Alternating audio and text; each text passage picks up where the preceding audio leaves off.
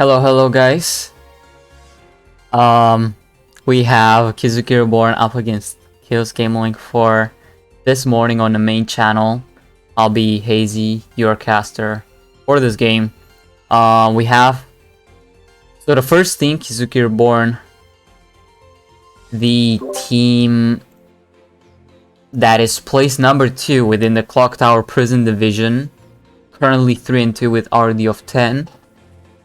They have won their last 3 matches, so they did start 0-2 but managed to climb back. On the other side, Chaos Game Link also started 0-2, but they are 2-3 at the moment, having lost last week as well. So certainly not looking to get that 4th loss, because that would mean pretty much risking playoffs. But let's see how this goes.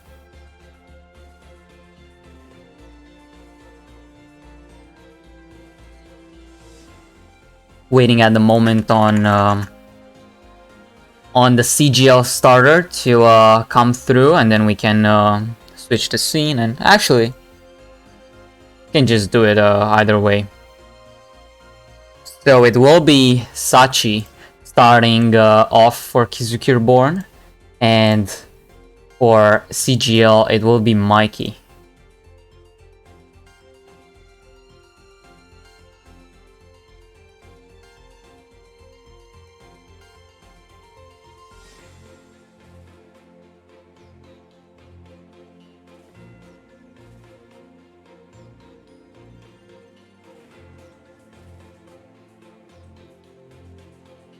Still waiting, guys. We'll be joining the ASAP once we get it going. Until then, we also have a couple other games. For example, one of the next ones to start, albeit without a stream currently, would be Suchiru up against Toxic Nightmare. Toxic Nightmare currently number 1 within this very division that Kizuki Reborn and CGL are a part of, and Suchiru, I believe they're also having around the same record as CGL.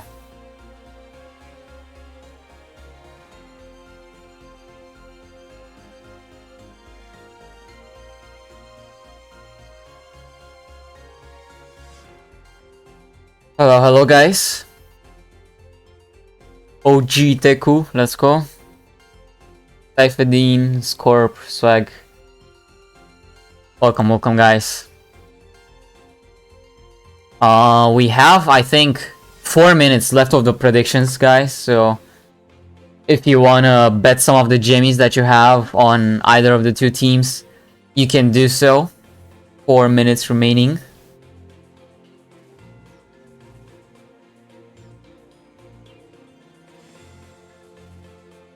Yes sir, season 11, and we're kinda halfway through the main season as well.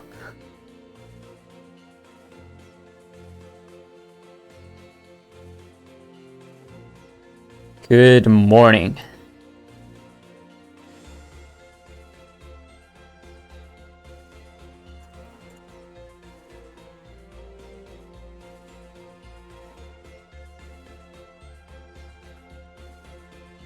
Okay. We finally have someone joining the room, and finally we could get this match underway. Sachi up against Mikey.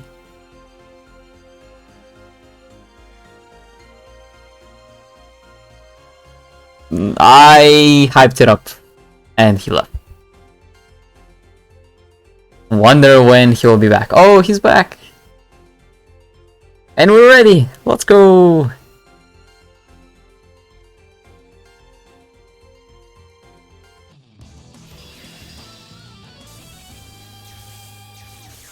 So on the top we actually have Mikey, and on the bottom we have Sachi. Sachi with the SOD Mokuba. 22 cards, okay, up against the 30 cards from Mikey.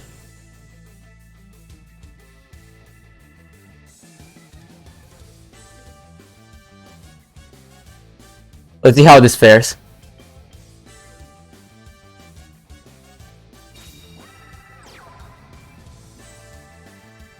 Lady 1 and the Egotists. Exactly what you don't want to see in 30 cards. Like, opening Lady 1, you know, a brick, and Egotist also. Not the best to open. But at least there's 2 sets. At least, but like, you know, it's nothing to write home about. Perfumer. Oh my god. Is that a freaking Magi thing on the field? Manju, what will it search though? Because that's gonna tell a lot about. It is the spell of Necros Cycle. Sachi started with Necros. Activating Brainiac from hand. This gets you closer to 1 Necros monster from the deck, which will be Shurit. So I'm assuming he already has the ritual monster that he wants to special summon. He uses the cycle. He uses the Shurit for special summoning the Brainiac. 1 from the graveyard. Shurit as well could add a warrior type Necros ritual monster, so probably another Brainiac. But because of Brainiac's ignition effect, he has to activate the Cyber Slash early, but there is already a True Shot in hand to negate that Book of Moon. And there is another Book of Moon, sadly for Sachi, to flip down that Brainiac. Therefore, trying to keep that Cyber Slash still on the field. But here, Mike is thinking, should I bounce something? Because if I give him Brainiac, next turn he can get a search. Is that what I really want? I could get over it by battle. It's in face down position, so it's not a big threat. He's already used his normal summon.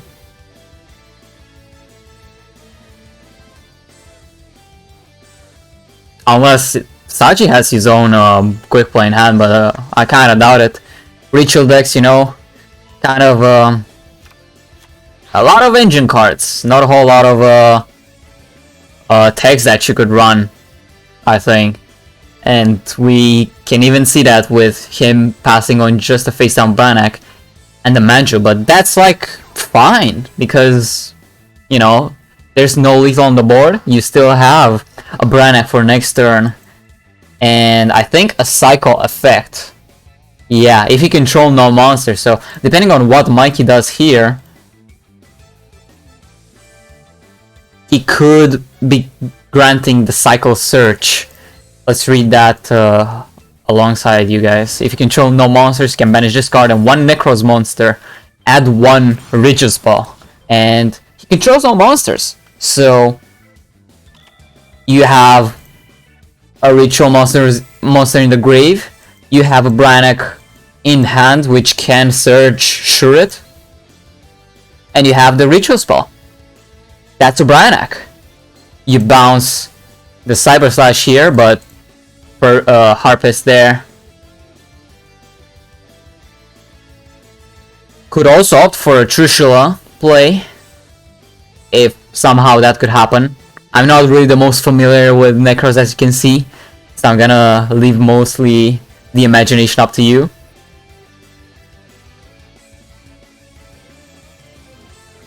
But yeah, cycle. Big Searchin'.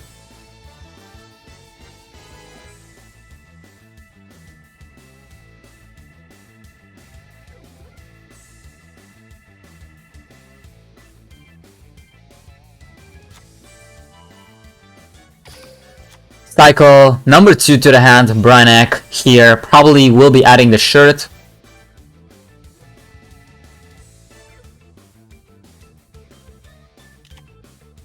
There it is. He's got the Ritual spell of Necrocycle. He's got the Ritual Fodder with Shurit. He has a multitude of monsters that he can Ritual summon. There's Trish in the grave. There's Brainiac in the grave.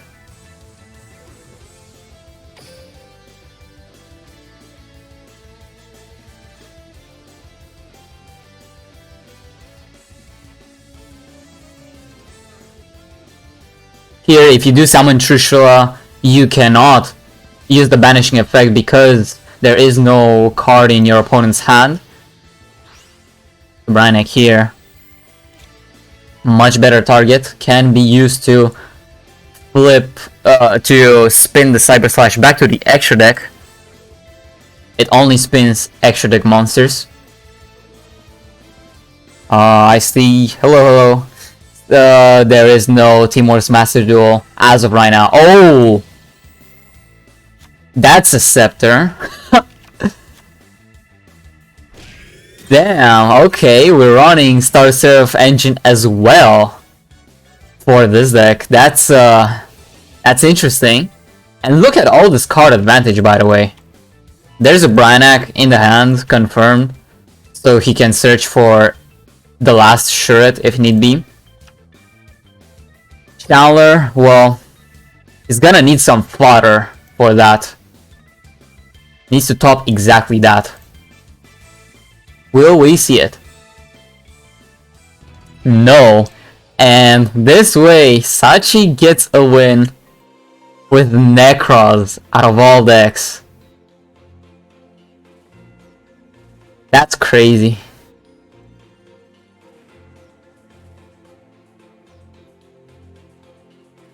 Well, here's hoping that Mikey's second deck can deal with something like this.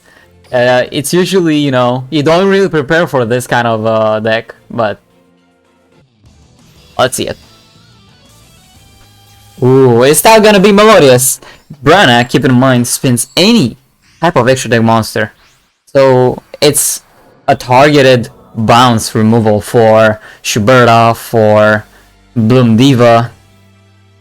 Fortunately, Mikey going first.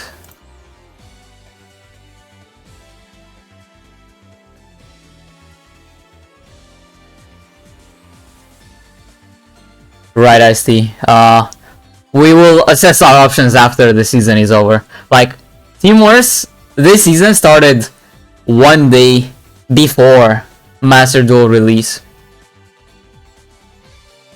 So that was some awful timing. But we are delighted to hear that most of the players are still playing Duel Links thanks to events like Team Wars. Normal summon solo, get the Chopina most likely. Okay, you get the Mozarta, so you already have the Chopina in hand. Or you have just the Soprano and you're looking to get the solo back for the next turn. Hello, Ghost. Actually haven't looked at the predictions, guys. Let me check. So most of you guys are in favor of Kizuki Reborn winning. They do have the better record, but it's mostly let's say 60-40 for Kizuki Reborn, so it is pretty close. KR in the lead with 1. We know Sachi is playing Necros.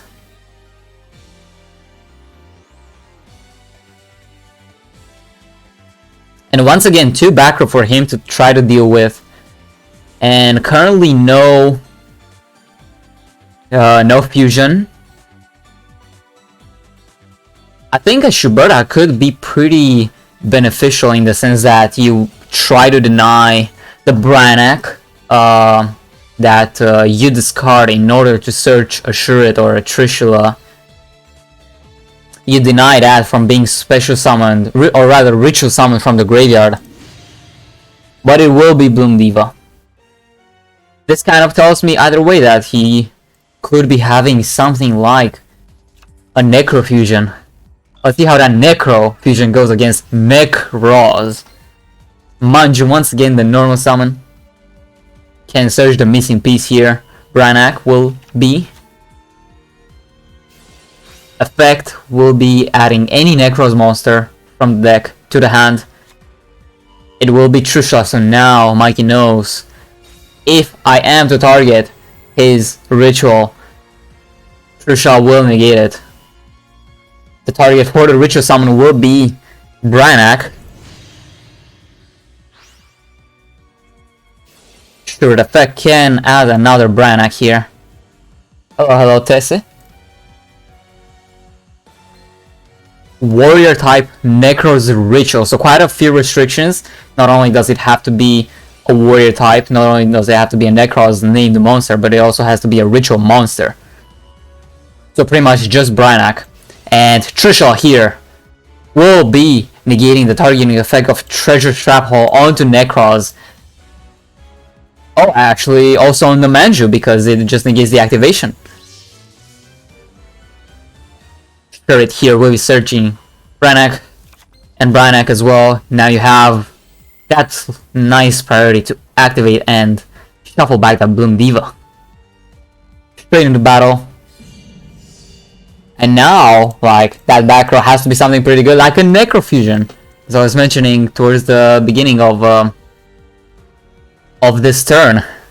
Mikey, though, I mean, once again, in a situation where you have to top deck Shuberta here, at the very least you do get rid of the cycle and the Trishula, but surely he would have loved Shuberta instead of the Bloom Diva to get rid of that that Branak. Perhaps make the cycle fizzle somehow. But fortunately he does get a monster like Sonata, but here definitely you don't want to really activate the effect right now. Cycle banishes as cost though, so he has to do it. He has to do it either way.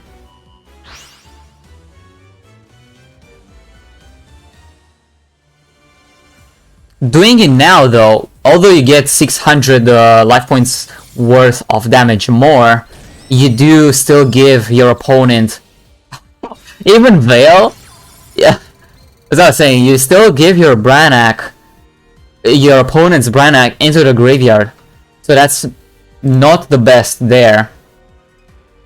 However, this Veil, I was gonna say it prevents the cycle, but cycle is banished, so misplay the commentary there. Ideally here you summon another level 4. We have seen that he's running stuff like Scepter and Chair from the Star Seraph engine.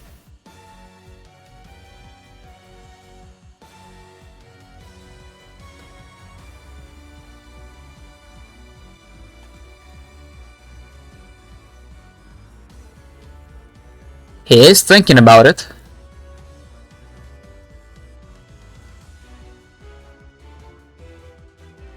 There's plenty of level 4s that you can summon. There's Manchu, for example. I'm assuming he's running the usual ratio of 3 Scepter to Chair. Keeping in mind Chair is semi-limited.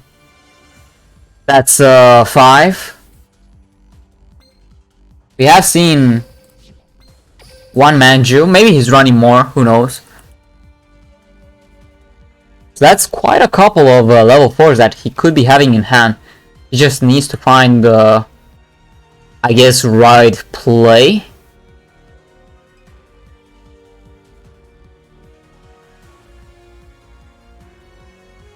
He is thinking about it.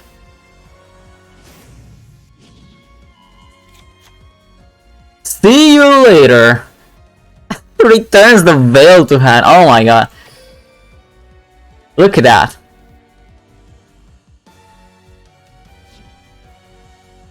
He took exactly 1500. Oh, he's gonna pass on that.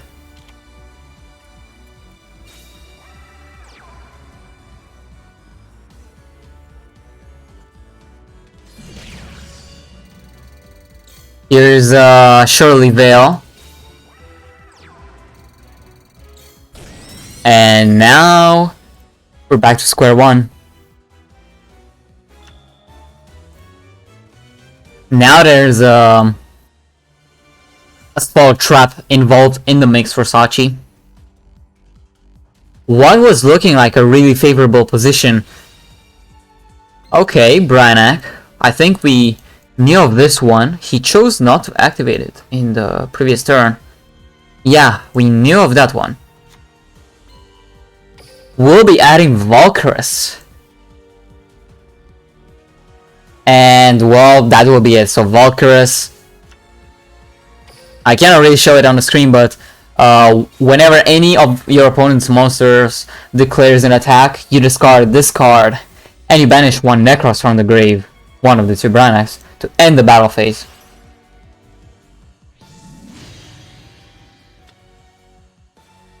So again, a pretty... could be a desperate search. Schuberta once again coming up. But once again, Mikey opting not to... Okay, there's another Veil, so Valkyrus, no need to be used.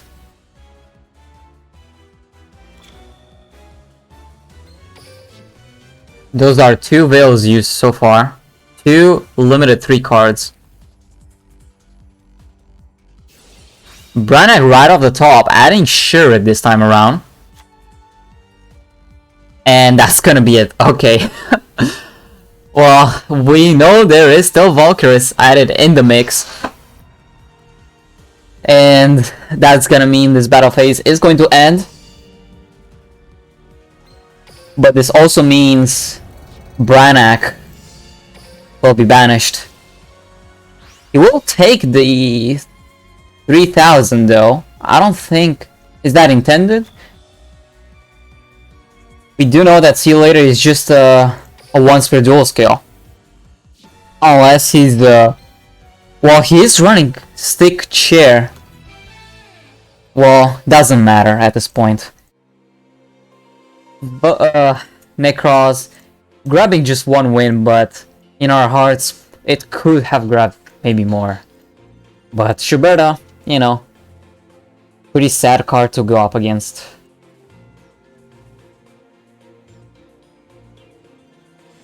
Hello, hello, Kite. Alright, let's see the second deck from Sachi.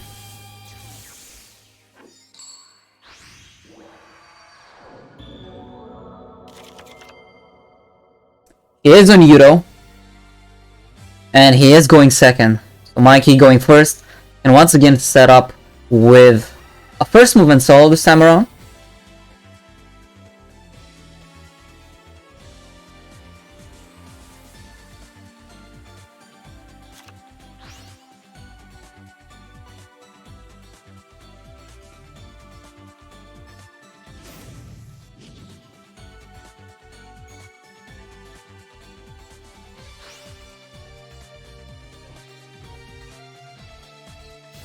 Matsara here. Surely he opened Chopina, which is okay, or Soprano. Doesn't really matter. Whichever one you open, you do end up with score still in the hand. That is public information. Sachi now has to play around score. Soprano going forward at Schuberta. Very good up against a deck such as Buster Blader or as Phantom Knights. Yudo is the preferred character for both of those decks. Set as well. A last card in hand score. Back to Sachi.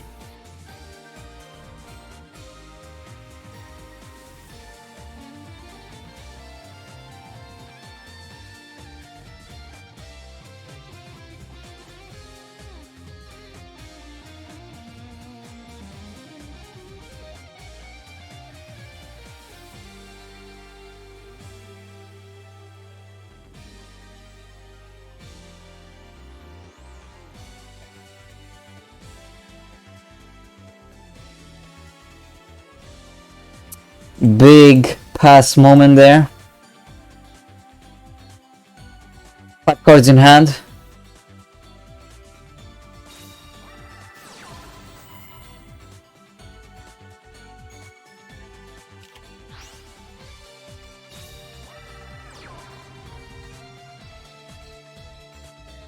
But at the very least, making sure that the Phantom Knights are unable to be banished prematurely before their effect happens. Let's go into Breaksword. Breaksword here surely warranting some form of removal, but Breaksword will be triggering.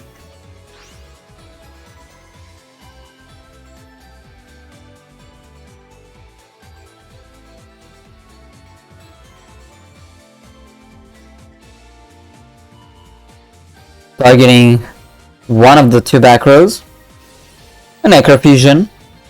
So there's another Shuberta, and Shuberta can just chain to the activation of Breaksword and banish every single Phantom Knight. That is devastating. Oh, actually, he targeted the Shuberta. That's my bad. Nonetheless, this Shuberta, it's gonna say bye-bye to every single one of those PKs. Only the book will be remaining in the grave.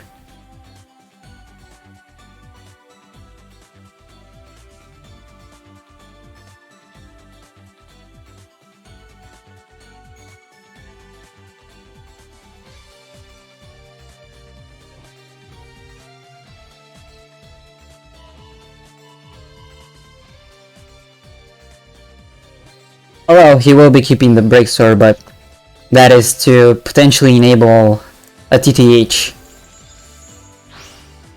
for his troubles.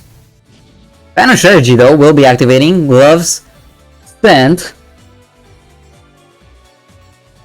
Gloves could mail the Cloak, and Cloak could add a level 3 to the hand.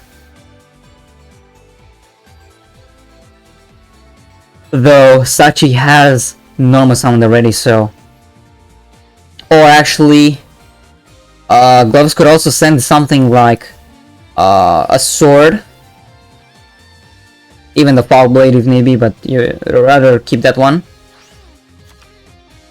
Or, you know, just send Blitz, and Blitz can just add the Fog Blade.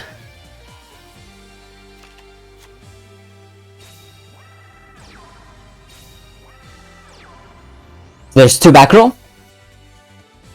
Back to Mikey. This Shuberta is used already. Of course, can always flip it face down if need be, and just flip it back face up if he wanted to get more effects, but Fog Blade. There we go. Attack negated. Back to Sachi.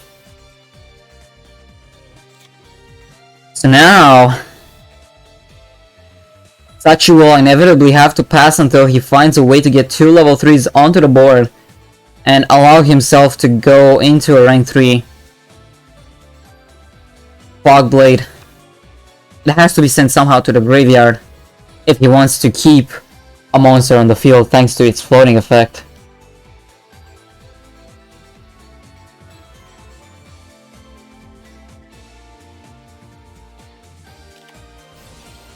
MST on the other set card. What will it be?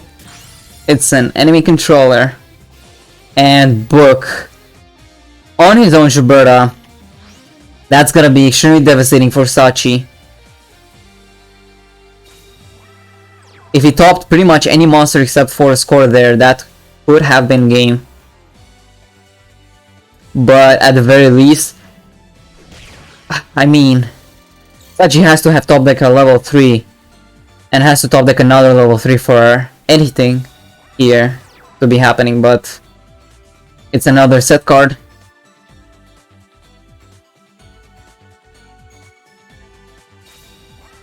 And a set monster to follow suit. Not very good at all. Mikey at this point can just, if he tops any playable monster that is in the score, that could mean game here. Unless if the other set card is something like a trap sword. Could negate the destruction by battle and send itself to the grave. meaning you do get a level 3. Core on the field as material for the TTH. Very good. This actually plays around that play with the Mindex sword.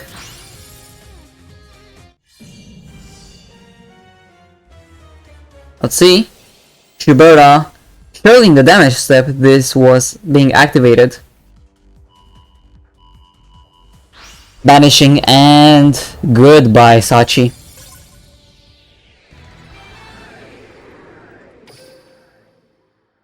So, the one who ended up winning this starter battle was actually Mikey.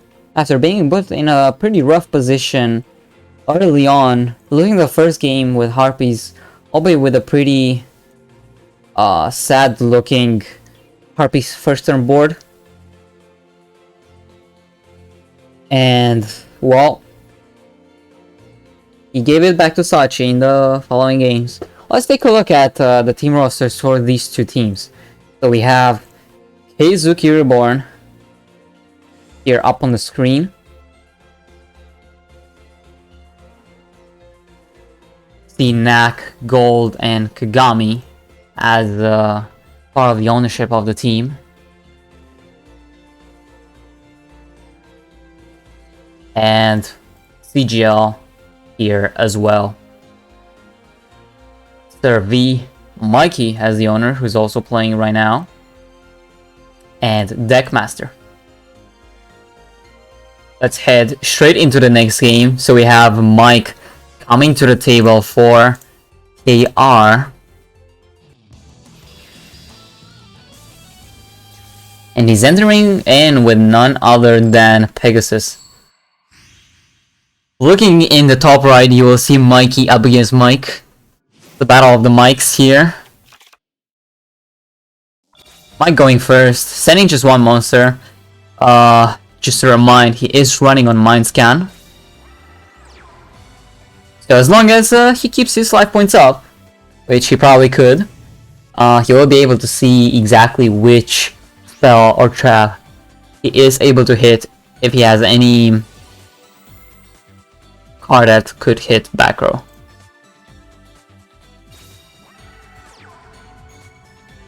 For the third game in a row, we are seeing Mozart with a Soprano.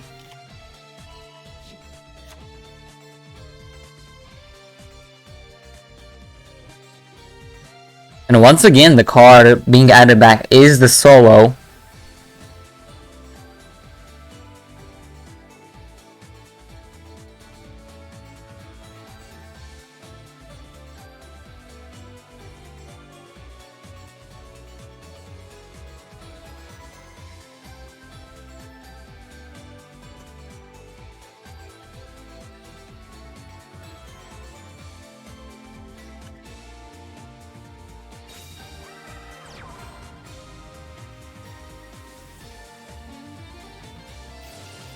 Soprano will be fusing the most likely Soprano and Solo that was normal summoned.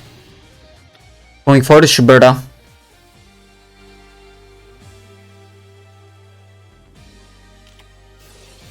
Which will end up getting floodgated. So Mike waiting carefully, making Mikey. Oh my god.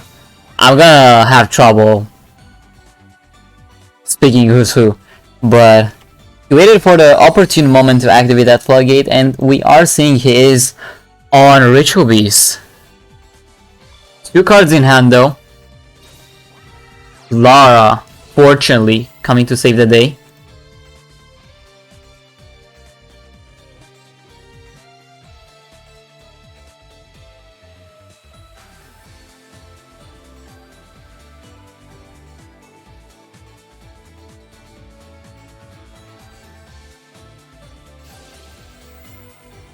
Battlefin banishing the Canahawk from the hand. Will attempt to return Mozart.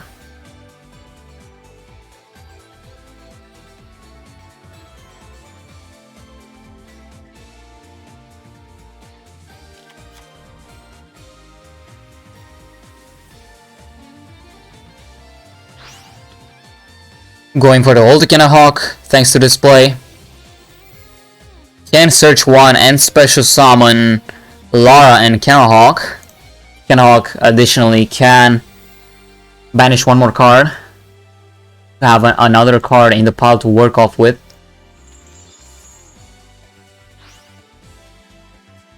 Battlefield back to the grave and adds Ambush. So Ambush can be used as a pretty good recovery play for the next turn. Keep in mind, Mike is seeing Mikey's back row thanks to Mind Scan.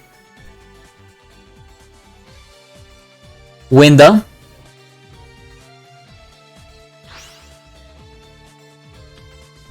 Will be passing on the ulti Battlefield most likely. And the set Ambush. End phase. Are we going to see any response from Mikey? No. Back to him though. That Shuberta is floodgated. And he does have material in the grave for another Shuberta perhaps. Mozarta in the hand. But it will be straight up the end phase. So ulti Battlefield getting back that Hawk and that Winda. Both Prisma. Let's go.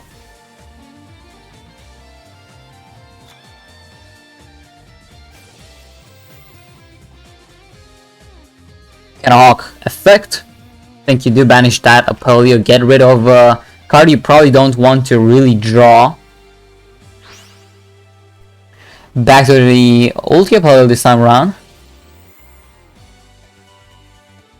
Going to go for that Lara with Apollo. I mean, doing play-by-play commentary here probably is not the best idea, but he's basically just piling up his banish pile, trying to have as many monsters accessible on the field as possible. Oh, the Hawk once again coming down onto the field. As a result, he can add pretty much anything. He hasn't used his normal summon yet. He can even go for another Lara somehow, some way, if he had a Ritual Beast in the grave, which he does now with Lara, but I don't think she can target herself. Never mind, she can. But he will be going for Winda as the search target for the ulti Hawk.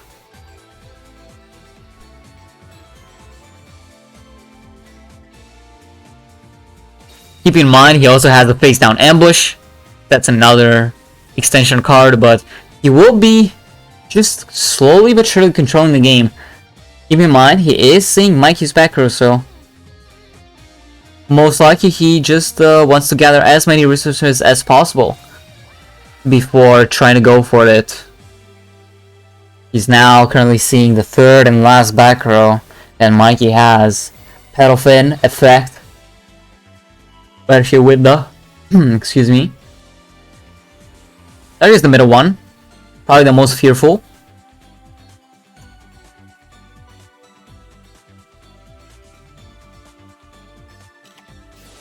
Is the Necrofusion. Wanted to get rid of that early, was Mike intending.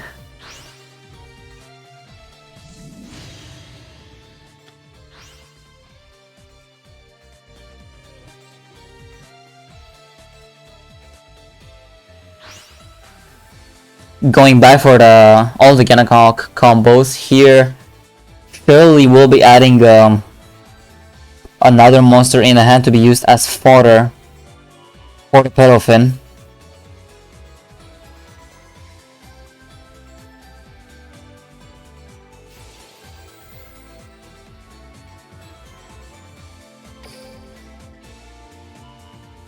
Imagine how insane Pedal Fin could have been if it also banished from the grave.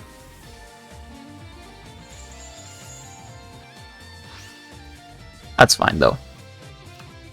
As the Elder here, I'm assuming he's got already another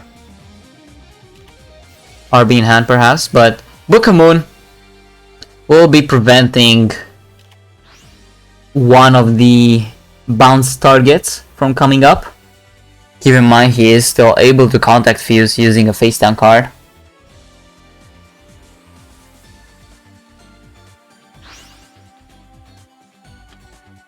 We'll be ending the turn, most likely on the ulti Pedofin. Unless he chooses to extend more, but usually seeing the ulti Pedofin here is a sign of ending the turn. Ambush still face down with 2 unknown cards.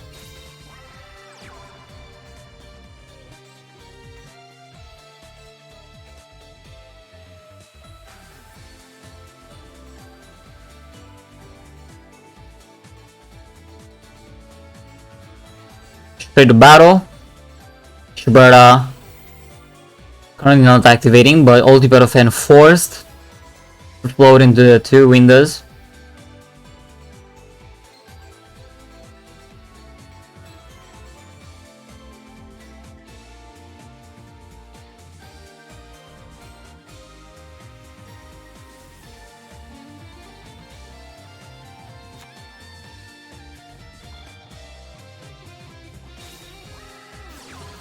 Elder. Now we have an additional normal summon. Ulti Pedofin still in the banish pile. Still to backer to try to get rid of. Cannahawk once again coming through onto the field. He's gonna have guaranteed fodder in the hand. Or perhaps another extension such as the second Lara to deal with a board like this.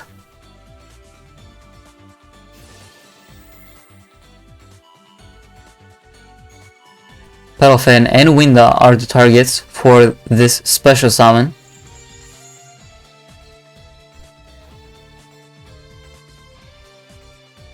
It did not get a search though. Not sure if that was the plan or not, but Shiberta banishing here. I don't think you really want to do that. Okay. He didn't banish any of the ritual beasts, thankfully. Still, we do have 3 monsters on the field, and there's still an ambush somewhere there with an additional normal summon. Like, there's a lot of paths that Mike can take here to try to go closer to the game. Here's the Elder additional normal summon for the Cannahawk. Going straight into battle.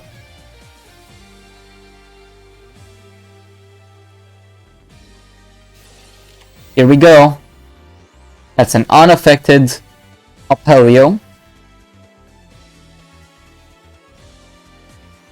Shiberta here can just not banish anything.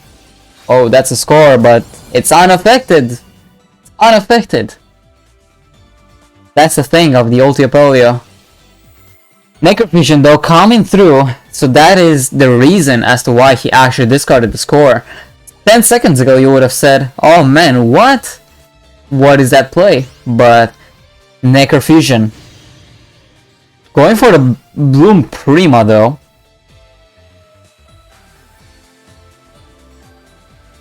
And pass turn.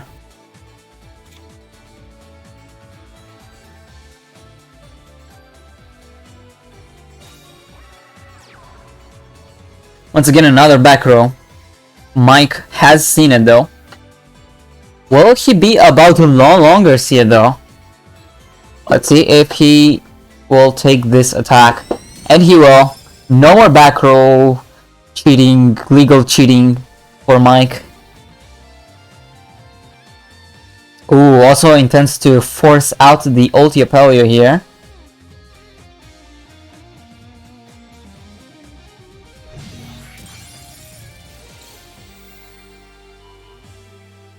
And the bluff may have failed here. Mike could have seen this by the delay from last turn when trying to swing, but well, either way it doesn't matter anymore. Mike has won against Mike.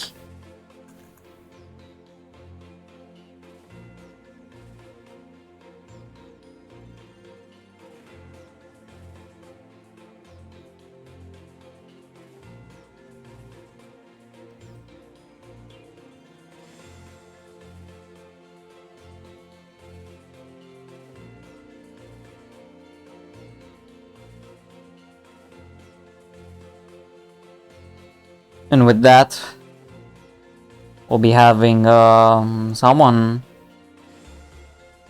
leave the table, which is Mikey.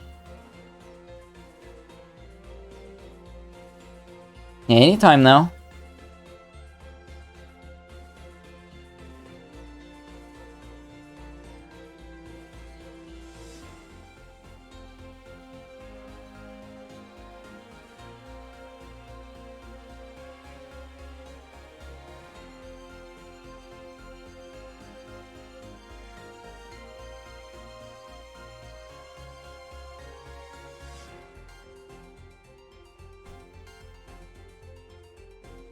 Guess they are discussing which player to send into Mike's Ritual Beast. Let's take a look actually at what Kizuki Reborn has played in the previous weeks.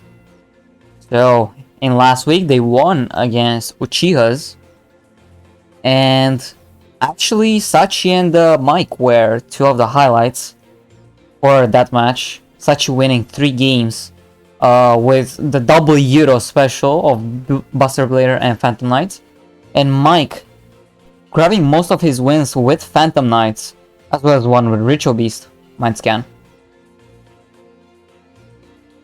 The lineup was a little more worked around, but finally we will be seeing someone come to the table. It is Basilisk.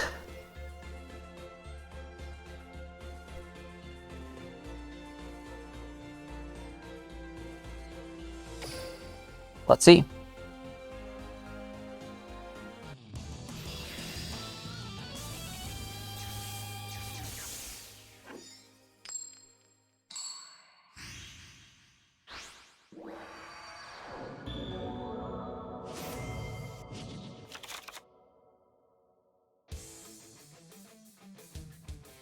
"20 cards with my Valentine."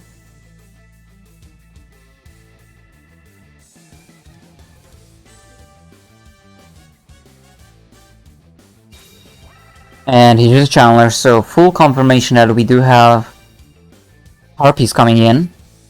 Double channeler in the hand also. Perfumer. Here you get to add a Feather Wrist if you don't already have it.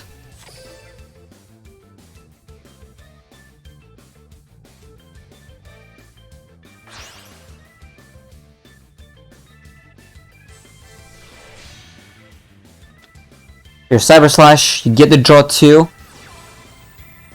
You're looking to try to end on at least 2 back row here. Try to stop Mike in his tracks.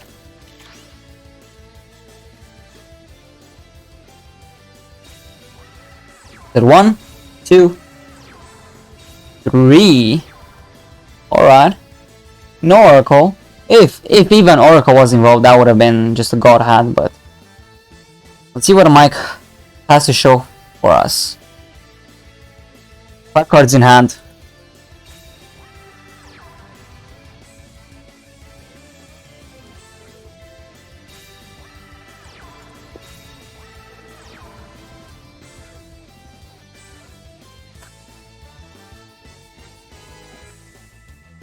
Just 1 set monster and 3 spells or trap set.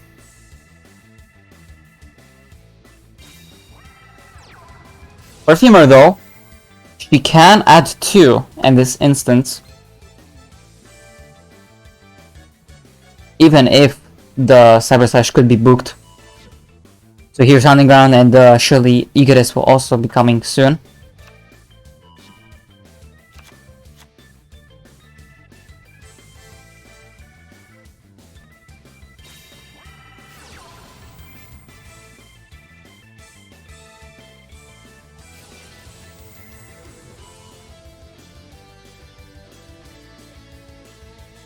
Cyber Slash, gonna return the face down monster. Chain resolves, no problem with that. And now we have nothing actually. No Egoist extension, just trying to pierce through what those 3 back rows. Canadia will be getting rid of that Cyber Slash for now. Lance will be chained. Keep that Cyber Slash up on the field, and it will resolve.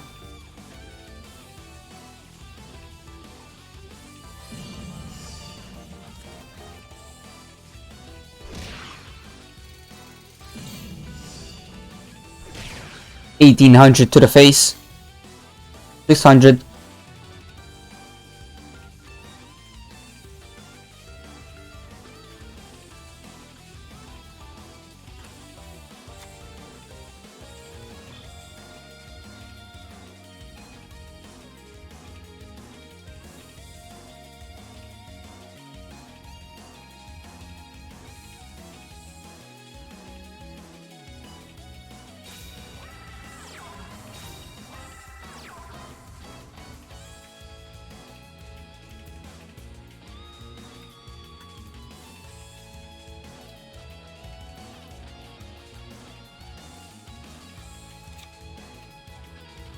Said monster once again with the set back row. Basilisk here could try to extend. There's the Egoist.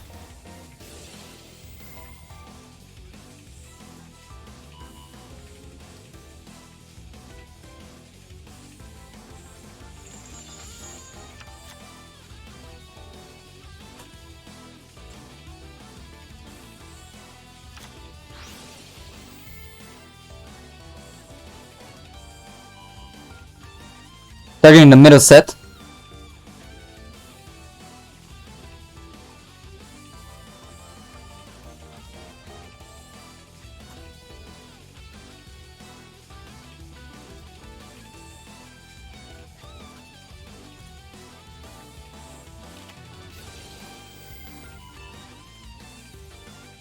Book onto the Cyber Harpy Lady.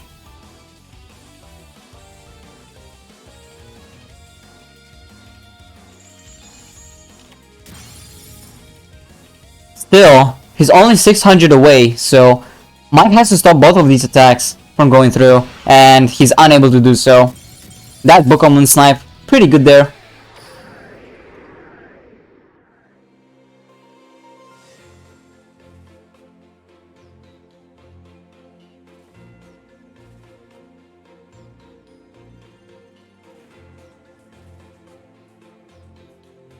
Counter pick, so far, working out.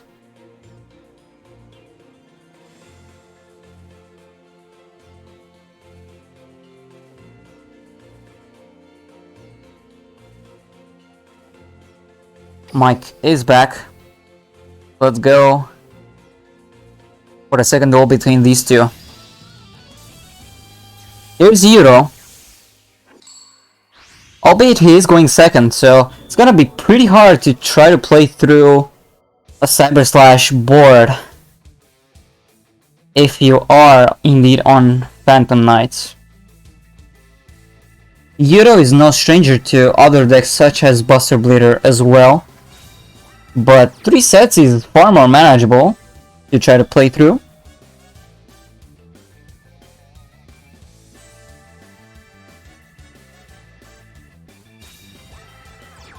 Cloak, normal summon into Kagemucha extension. Pretty good.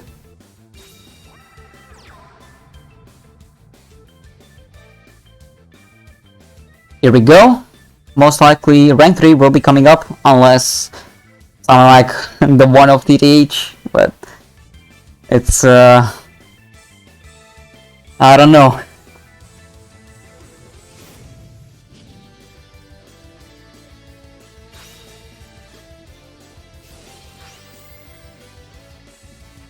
Here's the search. Adds the boots at this point in time. Should be special summoning it most likely.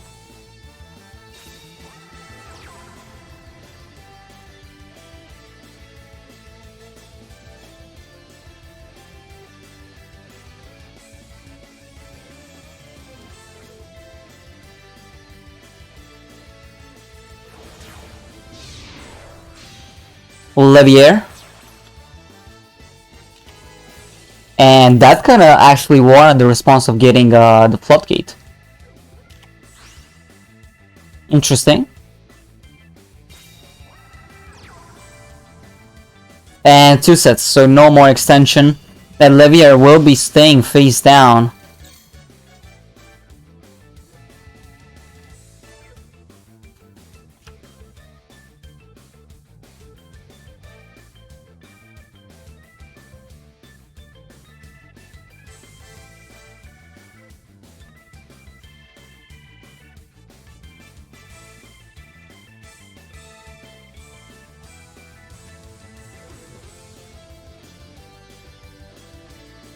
Back to Basilisk. 2 cards in hand. We haven't seen any good turn 1 play, but maybe he had a challenger, he just didn't have the fodder for it. He will have to eventually go for it. Mike with the 2 face downs.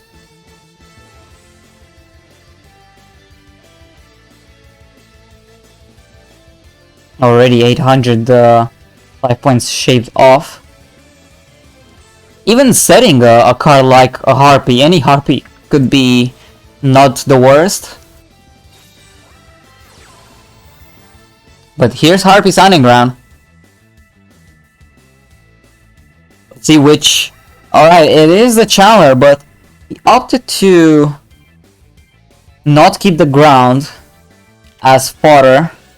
And turns out that was... I mean... It's fine either way, I guess.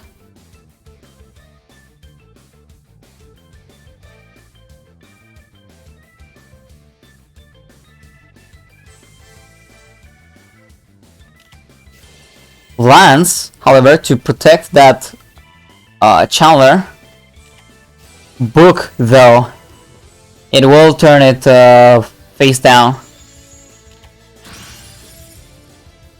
So now... The situation is, there is a level 3 on the board for the side of Mike, with a search from Boots for a Fog Blade or a sword.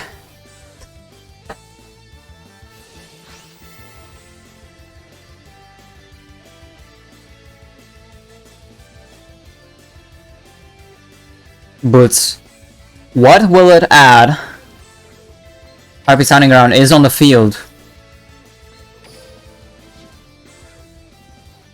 I suppose just regular sword could not be the worst, but I think it also depends on what kind of card you did top deck. Let's see.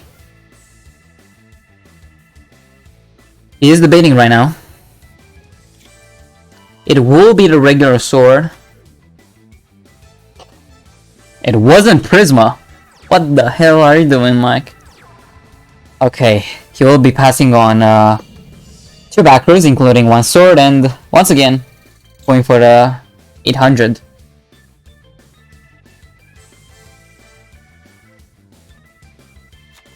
Sword could boost the attack up to 1600. Here's the 50-50 for the Harpist. Starting in the middle. Which will it be? It is the sword. That could prove to be the good hit. If you're a Basilisk here, it's the best decision here to really attack into that cloak. The answer is most likely yeah. Do you know though, there is the sword in the grave that could make that cloak float if need be.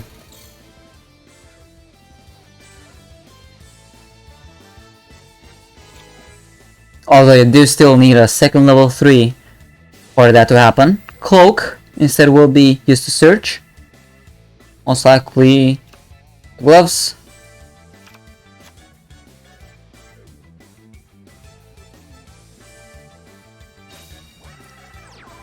You will be setting a monster. And into the end phase. Basilisk just like in the same position as Mike, but finally we are getting some action going on. Perfumer here can enable a slash to be summoned. MST though, starting in the background most likely, but either way that face down monster will end up getting returned to hand. if he doesn't destroy the Harpy's landing ground, but surely you destroy the back row at this point in time.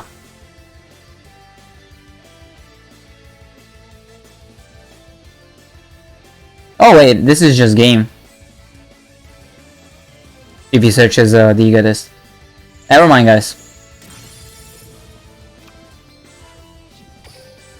Yeah, nothing in the grave for the sword float. So Basilisk coming in with the counter pick and making it work for the side of CGO.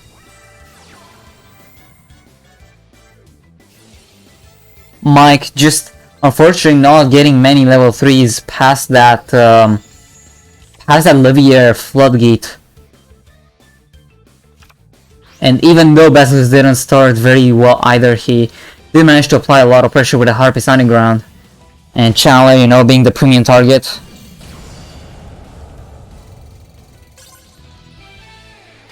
So it will be down to the next player from the side of Kizuki Reborn.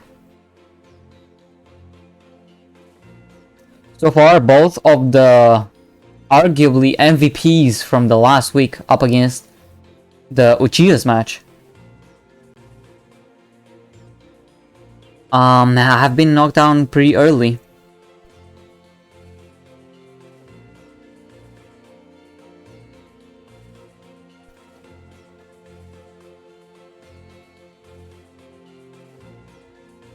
Let's check it out.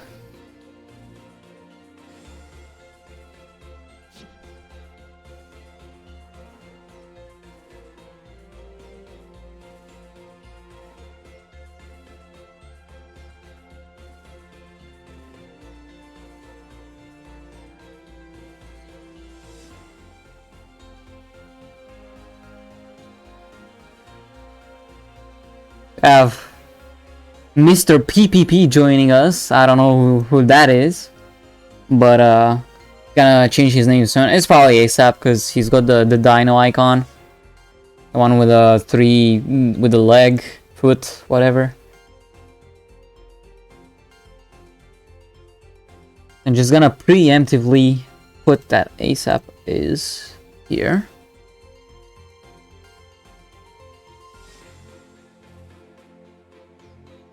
Indeed it is ASAP. Let's go. Counter pick for the Harpies. Let's see which deck exactly we are talking about. We're seeing Yuta once again.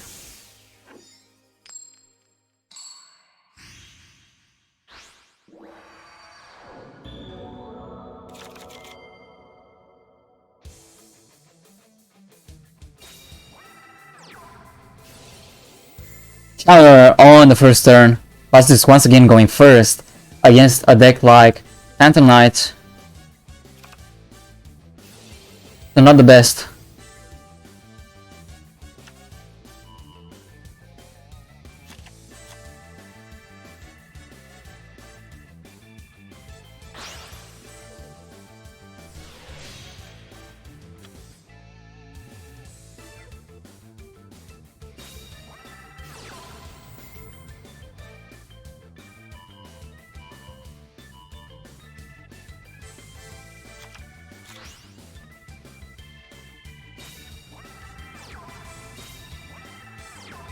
Two sets. And that will be it.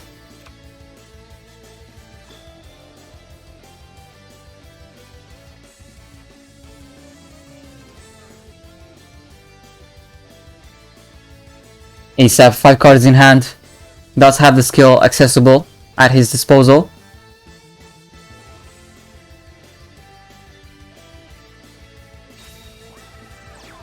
Normal summon gloves. Are you gonna see a Kagemucha or a Boots?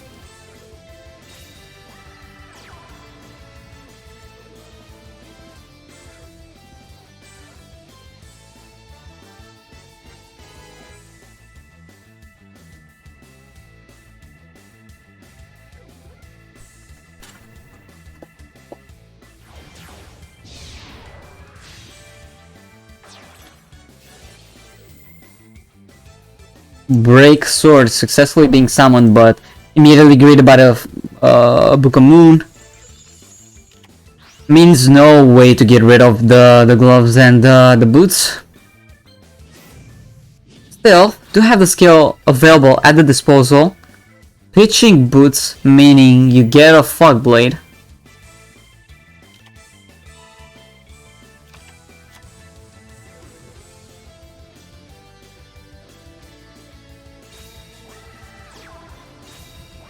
One, two. Pass. Back to Basilisk. Basilisk, I believe he does have, no, he has nothing known in hand. Well, now, once again, Harpy Sunning Ground will be used to a great effect to try to pop and force those back rows, especially in the combination with Chandler. So in the rightmost back row, it's gonna be the book. It has to be something that stops Chandler.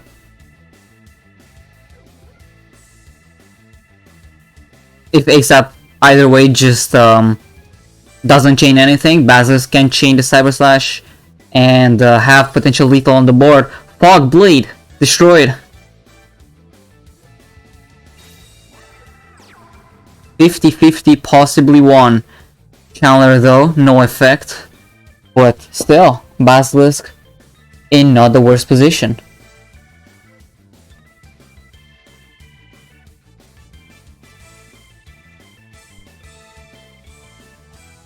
Could have chained Cyber Slash to the Harpy Sounding Ground. Now he would have to use a Thor Trap in order to bounce the Break Sword.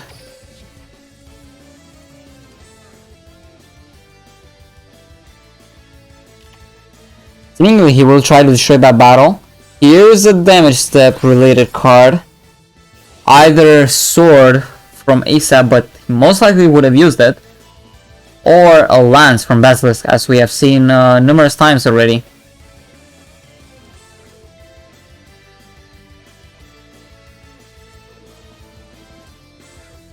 ASAP will have at his disposal one Boot Search and one Break Sword. Well, no more Search, I guess, because there's already a Sword on the field unless he runs multiples, but Sword. Successfully equipping. That was before the damage step, I think. I don't know if he meant to bait Basilisk into returning to hand, but there are two level 4s on the field now. Possibly one Lance. We now know that the delay at the very least came at least from one Sword.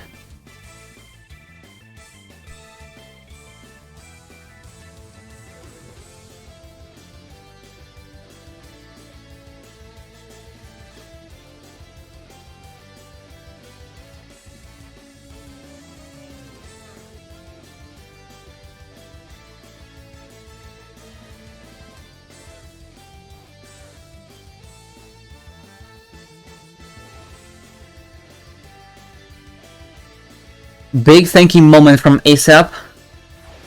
Going for the rank 4 will be the Dark Rebellion, making sure that the Cyber Slash's attack will be reduced by a lot.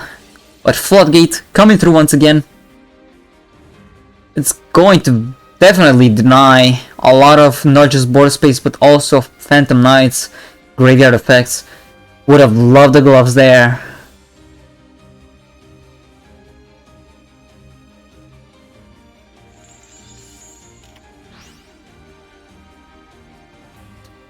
No having of attack, since the ignition effect did not activate.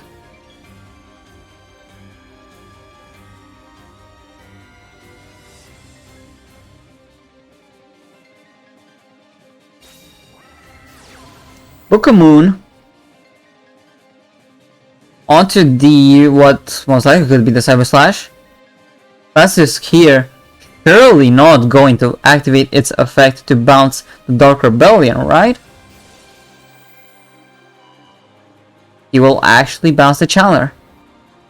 That's very good.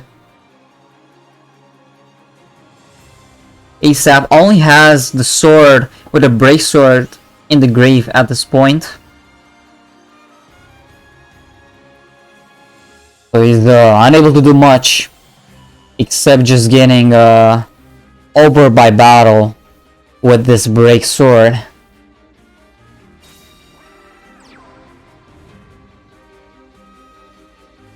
Cloak gonna boost the break sword by a bit.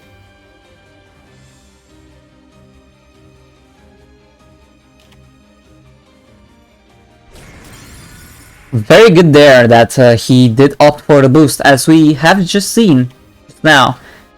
As soon as that Cyber Slash was flipped face up, there was a slight delay, surely from Basilisk. That boost did matter a lot if the set card was a Lance. If it reduced to 1200, that Cyber Slash would have been at 1600, unable to be destroyed. And now, well, that challenger has no fodder.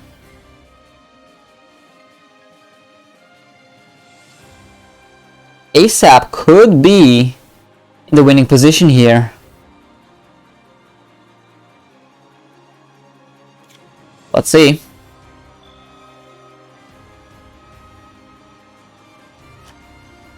Back to attack for the cloak. And immediately back to defense to boost that break sword. 2800. Straight to the battle. Will it be greeted with a response? Currently ASAP's board is kind of stuck. One floodgated monster, one exceed monster without any materials to use, nor any float, and a lone level 3.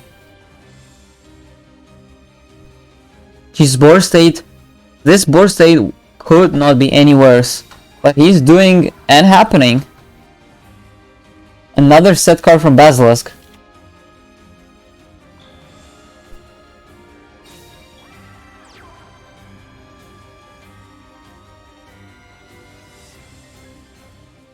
Currently lethal on the board.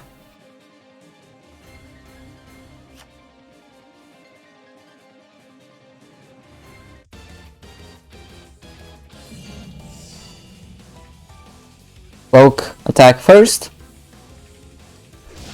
800 to the face and now break sword. Basilisk, surely you have something. There's the Book of Moon. The last card top decked on the previous turn. Coming up to save him.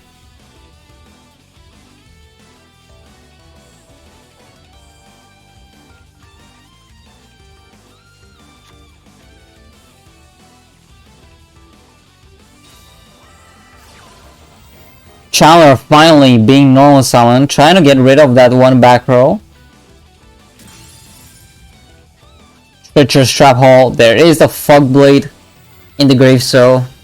And even if it wasn't, there is a lance to protect the Chandler.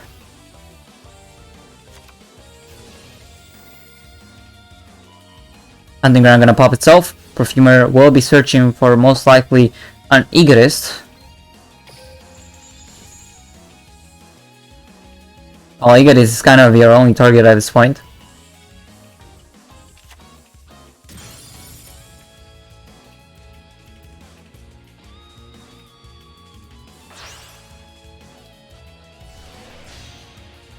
Cyber Slash coming once again up on the field. You do have the Egotist to try to bounce, for example, the break sword that is face down. Or even the cloak. Or with a break sword. And surely he will poke for just a bit of damage through the cloak. And on the next turn following this one, surely trying to go for game through that Dark Rebellion.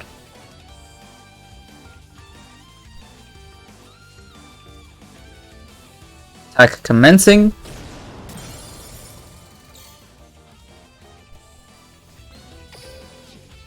Cloak at the very least here can net your search.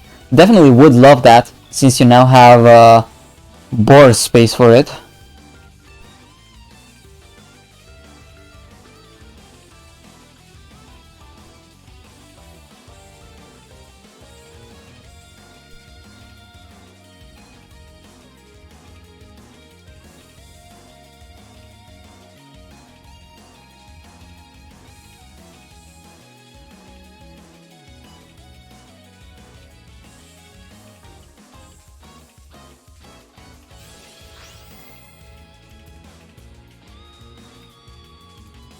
Poke effect.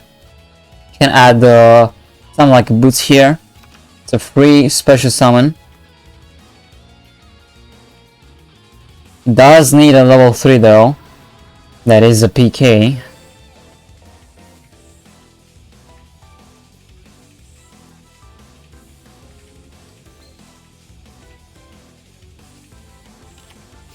And immediately actually being greeted by the Soul's Nest. That is the normal summon to be disrupted here. Cyber Slash, returning the cloak to hand, and now, I mean, this is looking done. Basilisk managing once again to grind in this kind of matchup against Phantom Knights, utilizing correctly cards like Floodgate at crucial points during the match.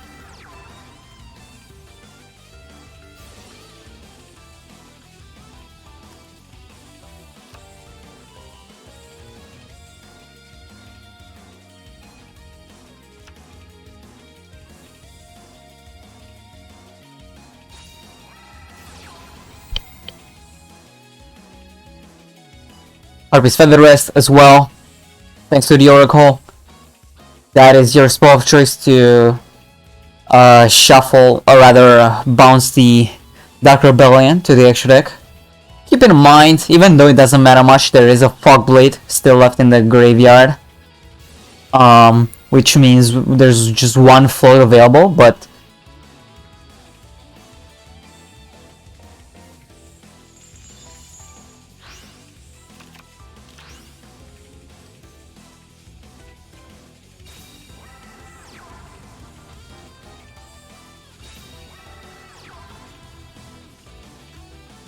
Harpist. That's another level 4 on the field. All cards prismatic, by the way. Cyber Slash number 2 though.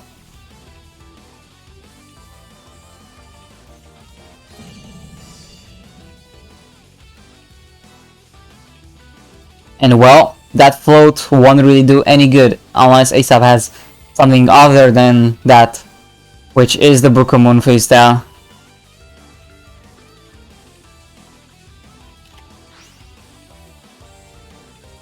Gotta use the Fog Blade now.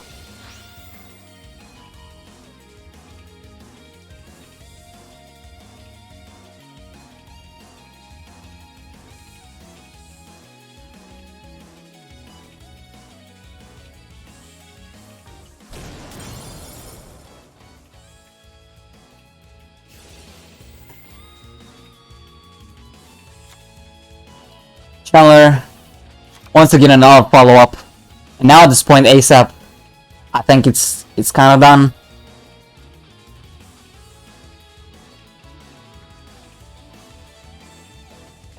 Even if you do get to an exceed immediately.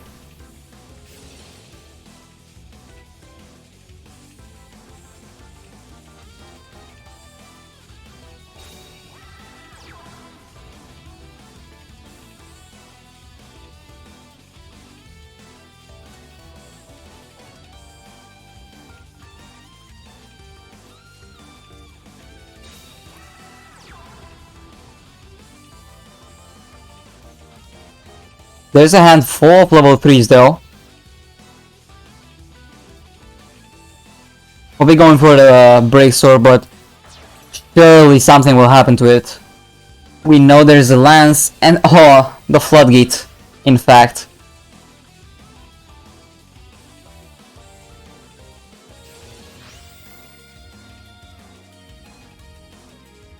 And well, gloves, not much you can do there, honestly.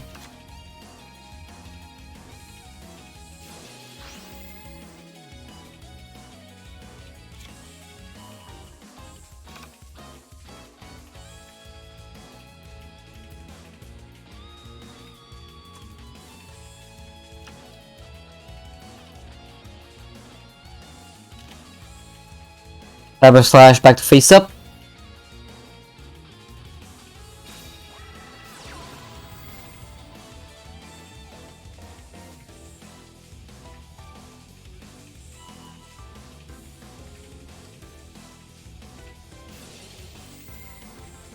chooses to return the break sword, and well, at this point, it is game.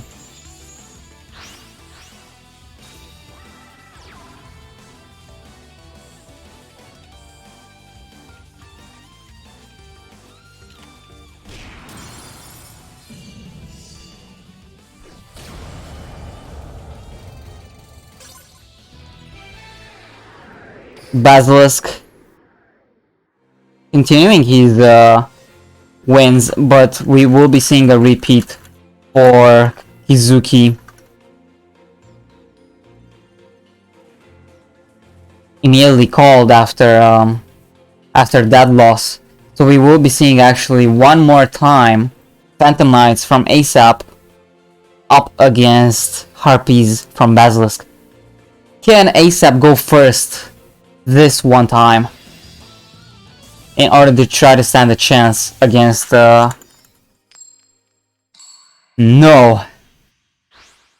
Basilisk once again will go first.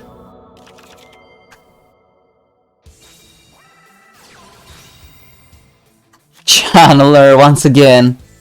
This is pretty reminiscent of the older meta. At the very least, he did discard Cyber Harpy Lady, so there's no potential just yet for any egotistic extension, but like you still feather rest it into the deck, so it's not an issue.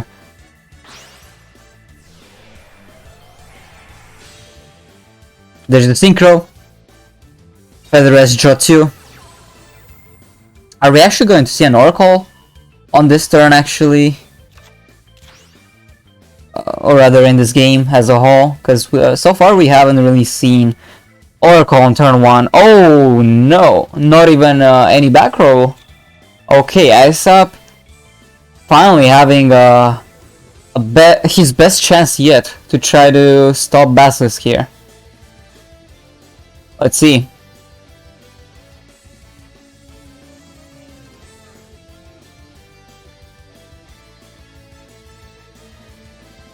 How will this go?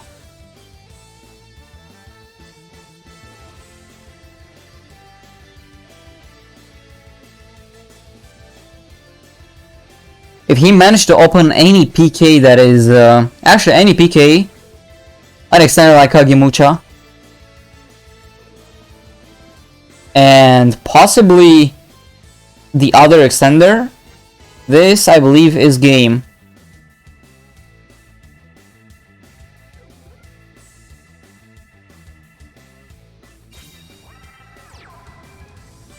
Normal Sound Cloak. Specialing the boots.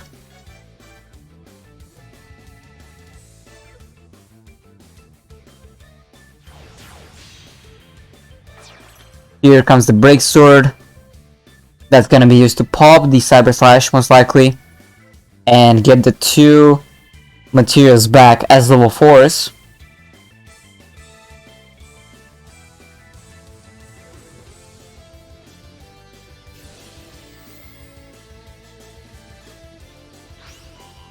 Effect activation.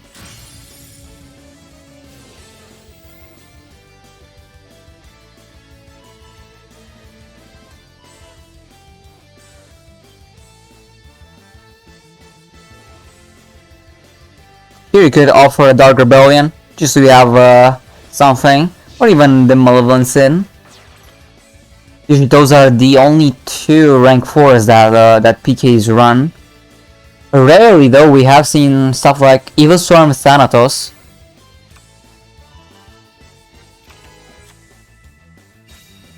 Fogblade as well, in addition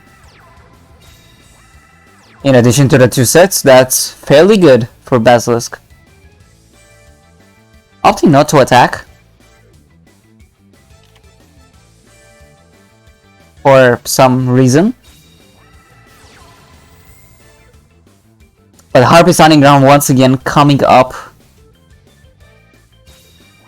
Chandler was a little expected considering no back row whatsoever, and with the amount of cards that were on the field, or rather in the hand.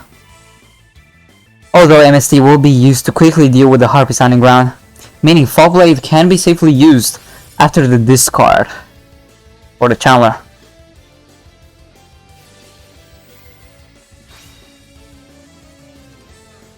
Even has an optimal discard with the Harpist, netting him possibly another Chandler or another Perfumer in the end phase.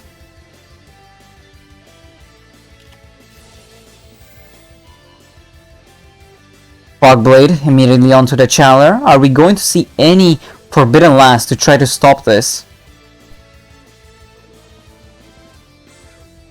If we will, this may turn out to be... Okay, we will not. Chandler successfully negated. Basilisk. How is your turn going to be?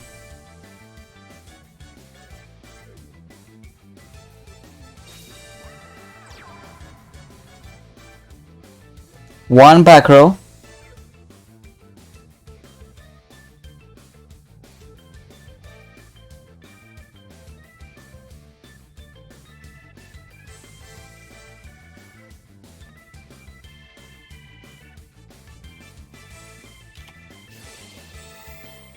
MST there to be used for the book. Harpist.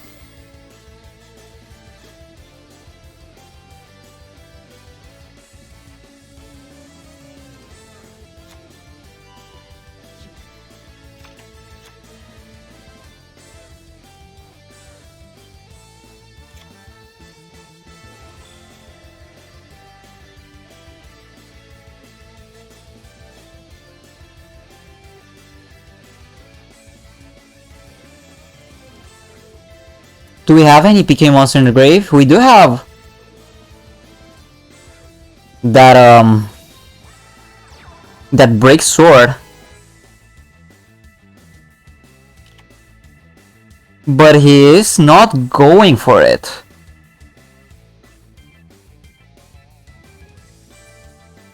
Correct me if I'm wrong, but is Malevolent Sin detach?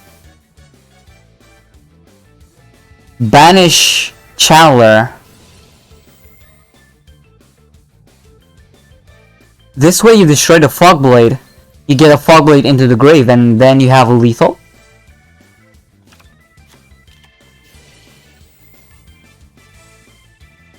Early Book of Moon. I don't know guys, am I wrong? When it leaves the field, destroy this card. Malevolent Sin detaching. It counts as leaving the field, and there's a break sword.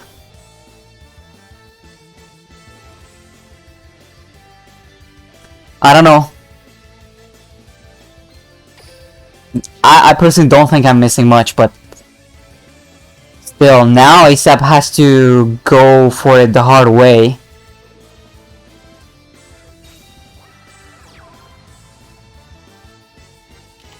By going straight into battle. Malevolent Sin using its effect to increase.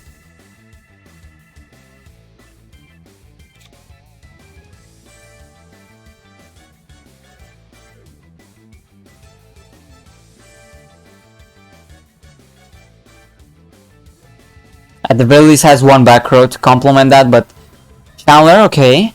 We do know his last card in hand is a Egotist.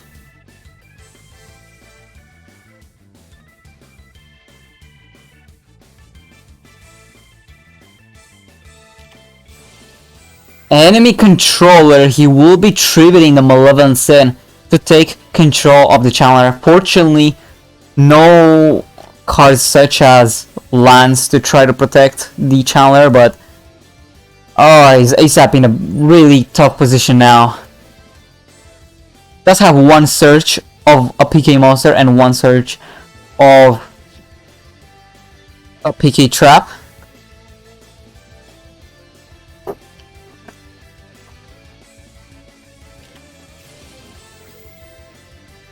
However, Egotist, it still counts the one on the opposing side of the field, so Cyber Slash very easily can be summoned here. Or rather, Dweller. The monster didn't really quite leave the field.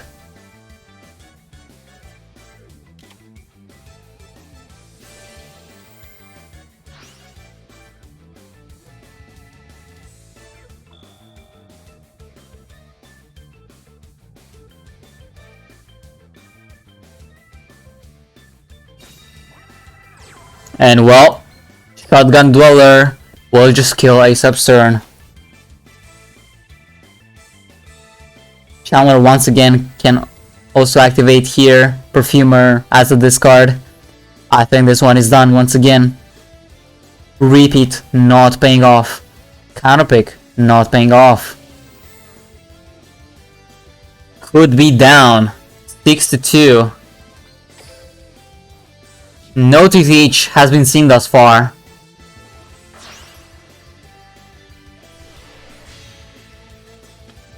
Cyber Slash currently game on the board.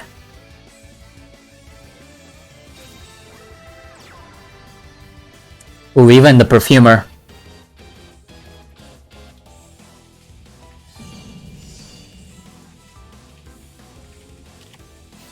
CC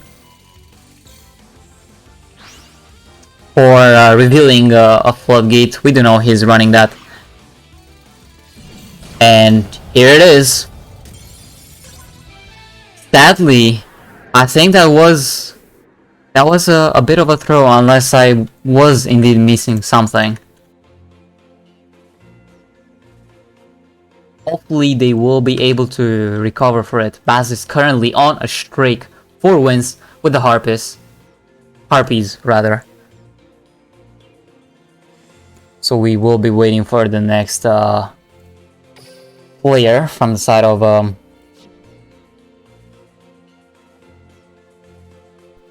Kizuki Reborn to join. In the meantime, let's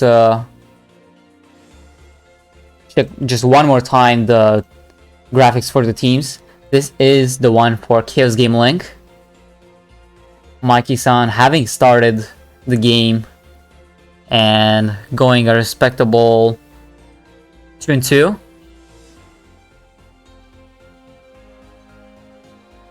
Setting up Basilisk, the next player, for success. And KR here. Sadly, not much to talk about. The players that showed up in the previous week have been knocked out quite early, going both of them 1 and 2. And sadly, ASAP didn't really show up. Thinking about it, I'm looking currently at every single matchup from KR. In week 2, when one of Sachi or Mike have played, Mike has went 5 and 2. In week 3, Sachi has went 5 and 2, and Mike closed out the game with 1 and 1.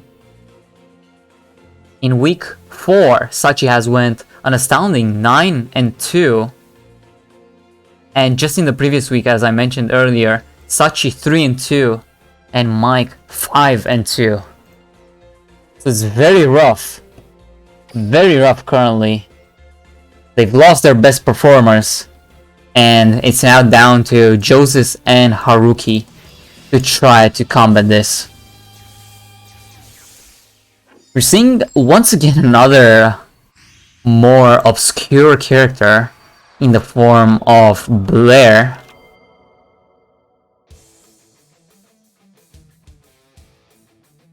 Not quite sure which skills she does have, but we will be seeing it in a second as he is going second. That's just the time around, starting with a Perfumer.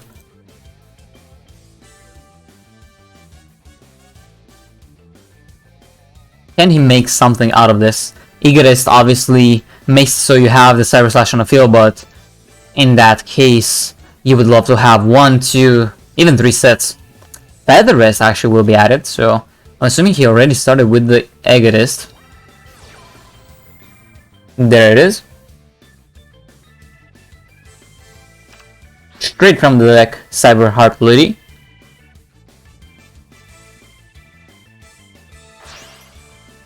Preparing for the Synchro Summon. We'll be searching just the 2.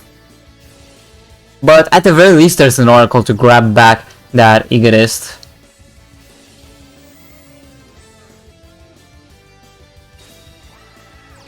One set, 2 sets. Fairly decent turn 1. We know one of the sets is the Feather Rest. So Basilisk is not afraid to go all in on Joses. Oh, no sound Buster Web, so this could be usually the preferred skill being the Jostens low level for Buster Blader. This could be that. Starting with the web though, certainly very good.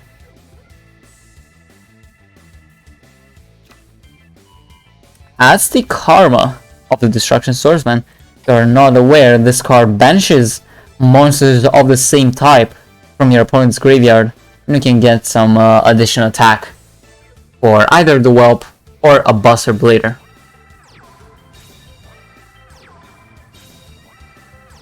He will be setting 3 though. Are we going to see... No special summon of the Buster Blader from the hand just yet. Oh, we know there could be a Memories face down.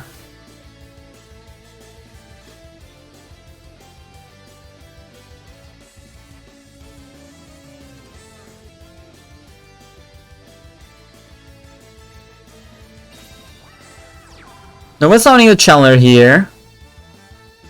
No effect though, due to the board space.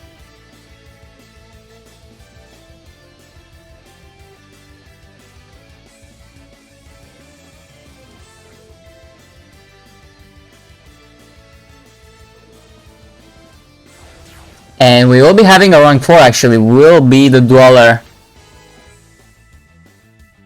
If there's any card that you don't...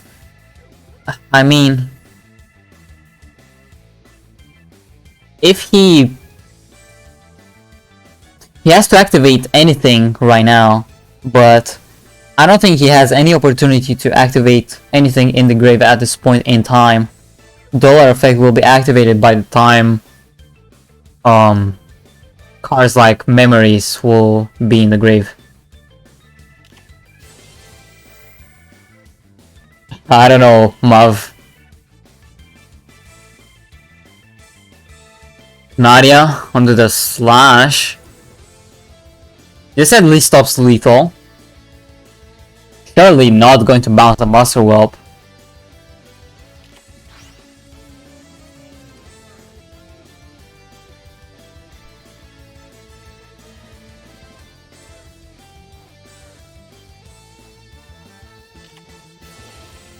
Here's the Memories.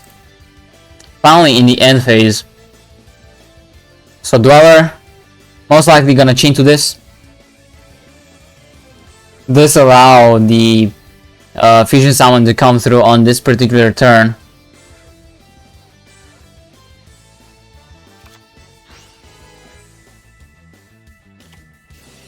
Oh, Floodgate though on the Buster. Also my bad, Memories doesn't really have any target at the moment.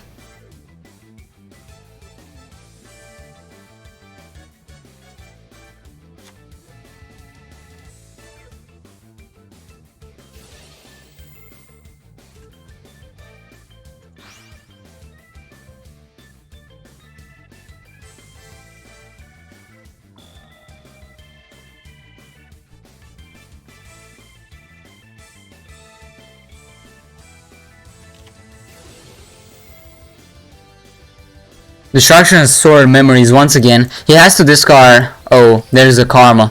So no possibility to make a Buster Blader just yet. He can do the Buster Dragon.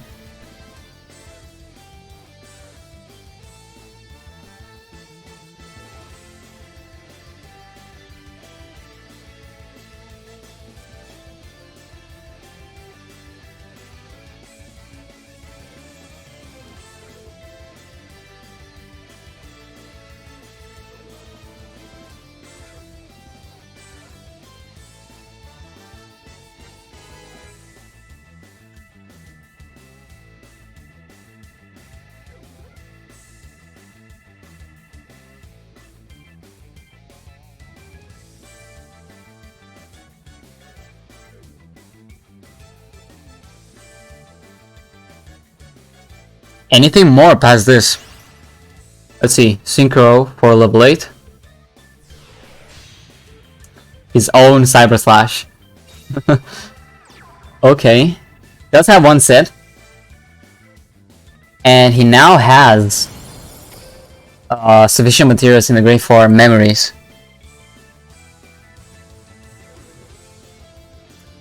Didn't opt for Buster Dragon here, since Floodgate is a pretty big issue to try to deal with.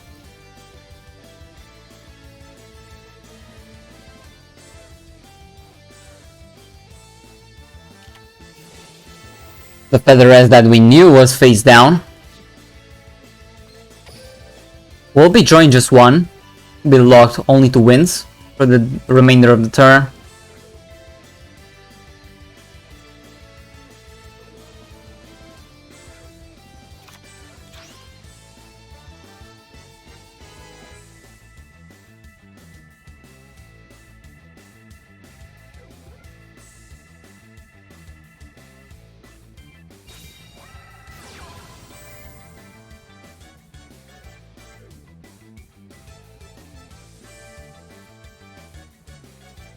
RP's hunting ground. It's a dangerous game. Egoist at the very least thankfully can make something happen. There is a Cyber Slash on the opposing side of the board.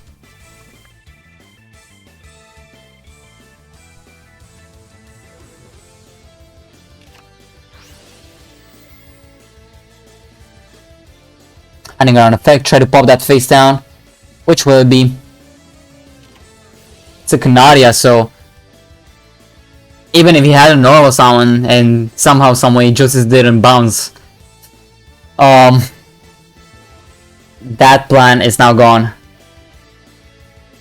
Joseph may have finally done it, breaking the Harpy Shrike. It's a little too early though to call it, but currently in a winning position.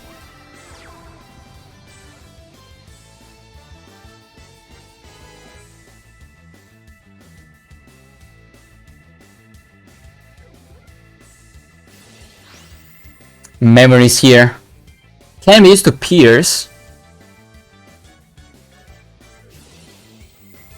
As well as just go for game, I guess. On the following turn. This way you don't have to worry about any Floodgate. And even if there's a book, just return your own monster. And yeah, that's it. Joseph's finally making sure that they stop this Harpies.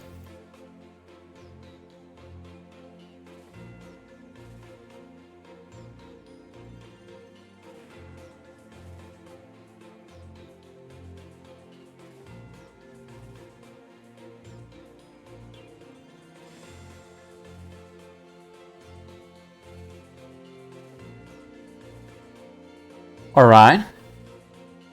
Back to the game.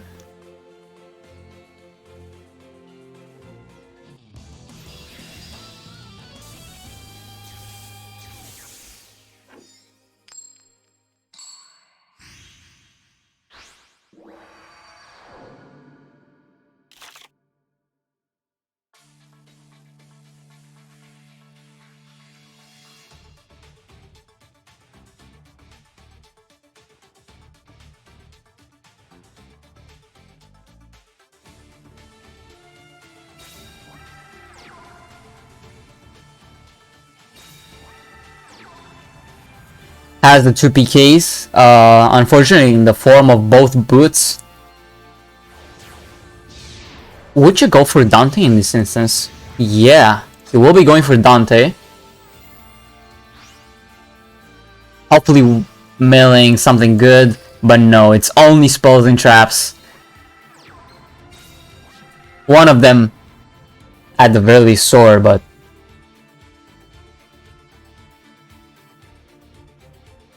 no target at the moment to add.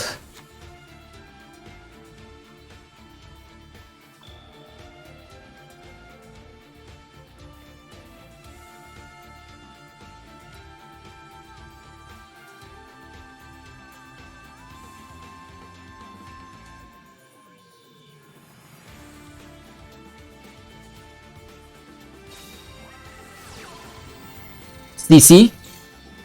Left or right? I actually didn't catch that. Left, Book of Moon. Gone. Good hit at the moment, but...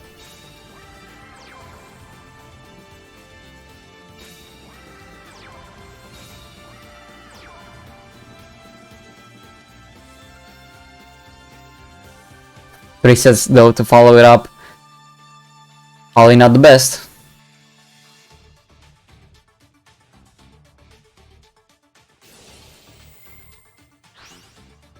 Dante once again activating, and oh my god. Look at those mills. Lance, Boots number 3, and TTH. That's just unlucky. He still has 3 gloves, 3 cloaks in the deck and or hand. Dante betrayed. Oh, all 6 in the deck. And also one extender, like 7 cards out of 9 that you would love on turn 1 are still out in the deck.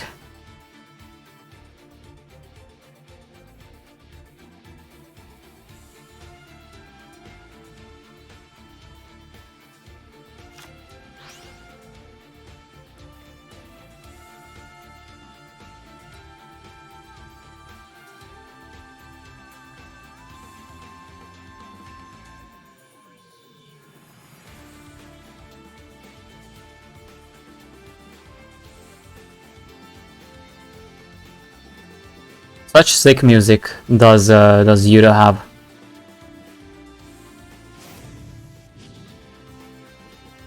Alright, Drawson's low level, thanks to that CC from earlier, can easily just draw into that Buster Whelp.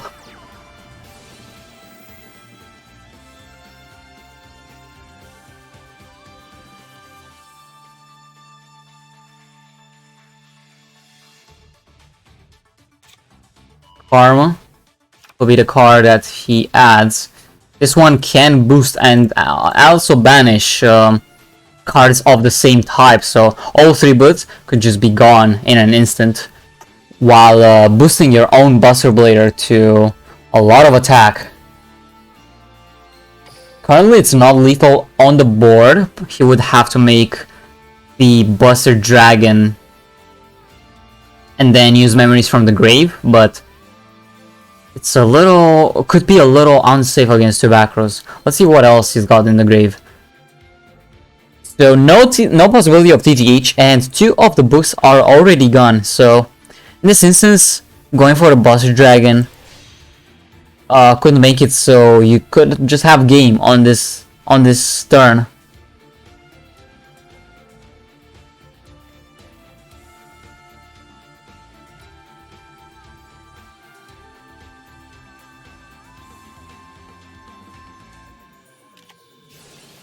Well, there's the 3rd book.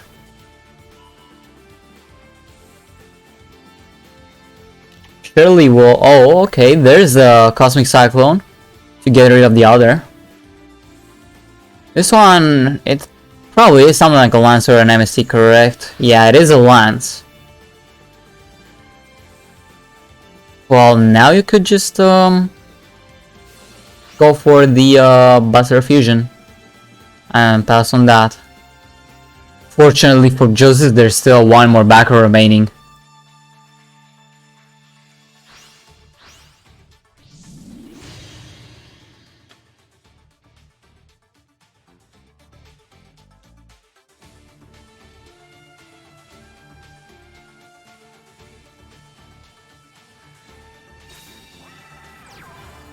Setting the card.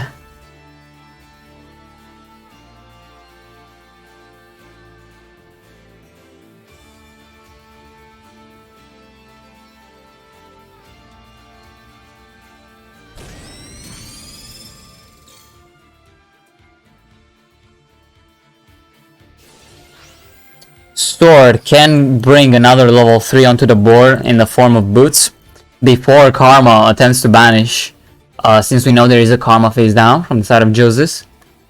But now you're in a top deck situation. 7 cards, I mean, 9 cards, and 7 out of which are Cloak, Gloves, and or Extender.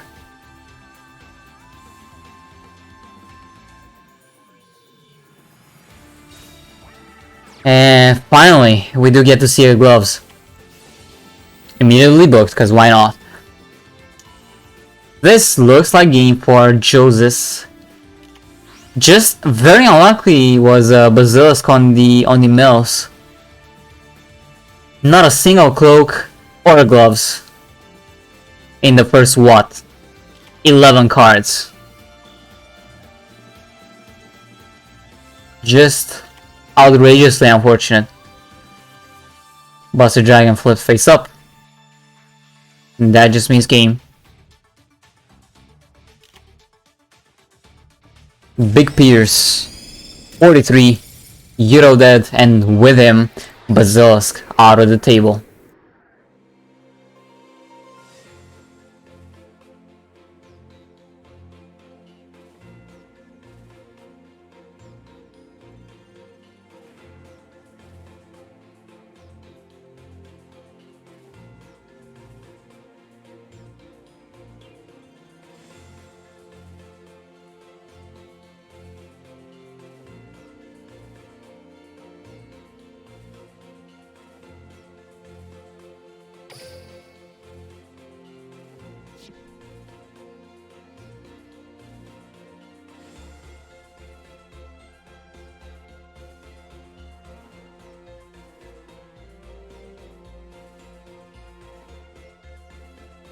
So we do still have Refresh, Ragnar, and Jorfio to come for us inside of the match for the side of CGL.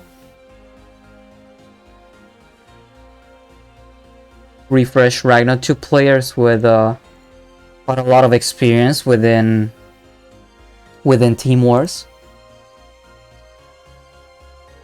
Yeah, Hawks. Let's see if that's the case. They were down 6-2 at one point, but Joseph slowly but surely climbing back. But now there is a counter deck expected to go up against him. CGL currently assessing their options, see which deck is best to go against Buster Blader. Check out possible pairings that Joseph has.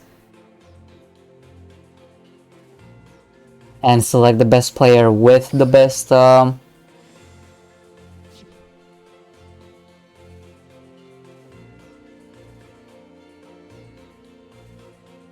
pair of decks.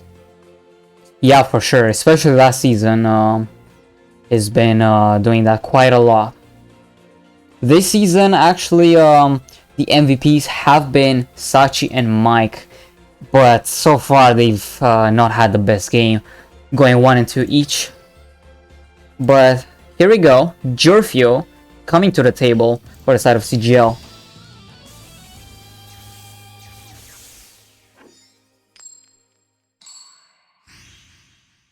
Buster is going second. Jorfio with the 20 cards, my Valentine. Most likely the Harpies, if I had to take a guess.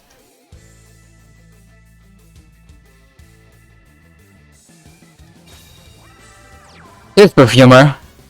Not the most optimal starter, but a starting card nonetheless. Chooses to add a Hunting Ground, interestingly enough.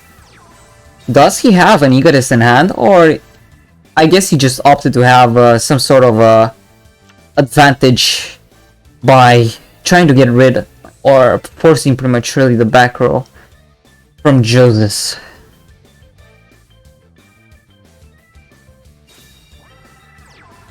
Normal Summon Whelp. Especially love seeing that in hand.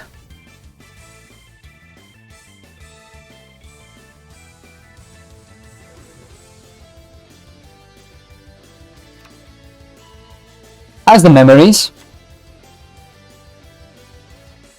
No fusion or karma as of yet. Sending the 3 as usual. And we're passing back the turn to Jorfio.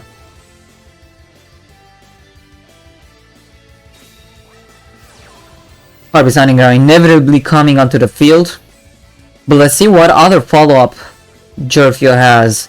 We know Joseph is running quite a few cards, such as Cosmic Cyclone, that could get rid of the back row. The very important back row that Buster Bladers need in order to succeed.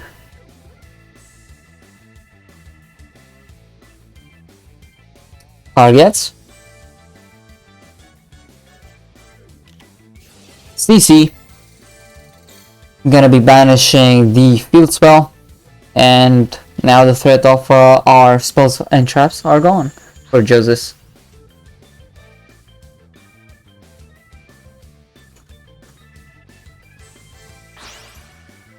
Going for a Synchro Summon, greeted by the Cyber Slash.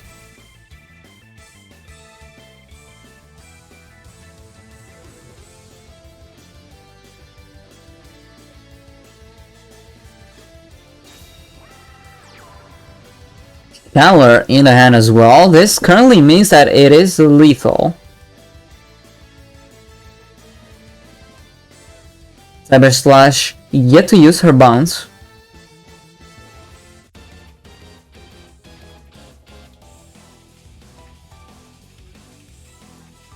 Straight to battle.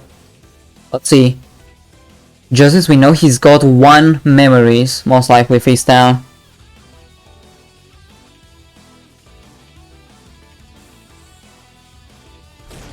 First attack goes through. 800 life points remaining. Joseph, do you have anything to stop? He does have a Destruction Sword card in a hand to discard as part of the cost for the memories.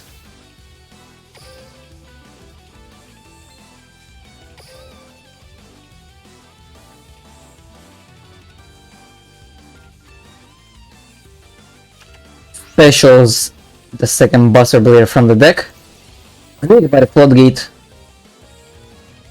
This card you use, surely. Oh. Well, the possibility to go for game is not possible, really, at this point because of the discard. If it was any other discard, actually, he could have tried to go for game there. But Jerfio stopped by the optimal discard.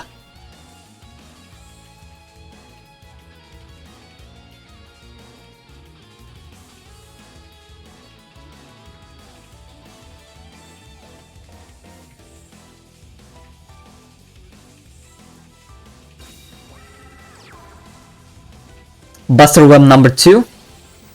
Didn't even need to use the skill. Goated.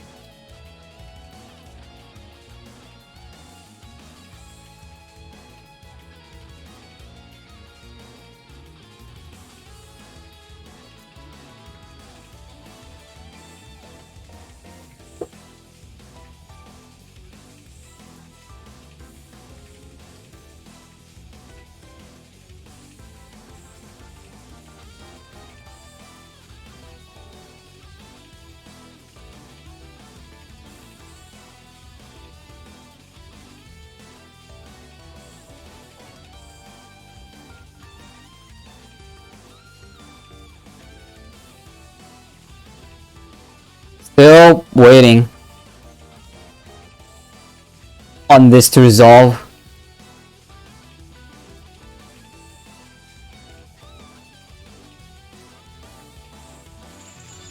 Finally resolving the chain.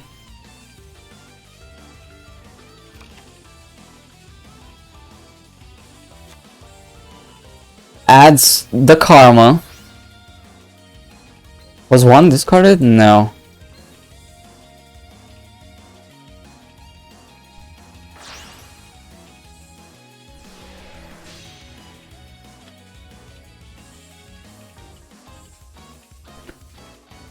His own Harpy Lady once again. Meaning that whatever spell or trap Jorvio has at his disposal, Joseph's Cyber Slash will be the one activating first. Not just that, but there's also a lot of fusion material in the grave for the memories.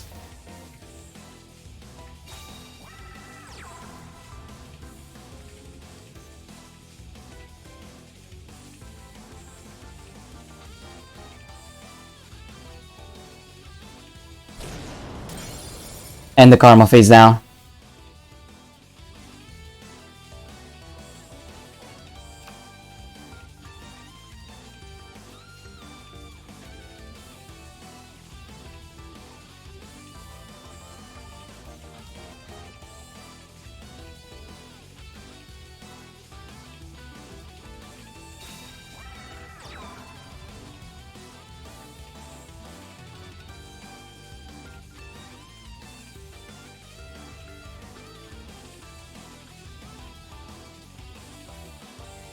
Just a said monster won the match at this point.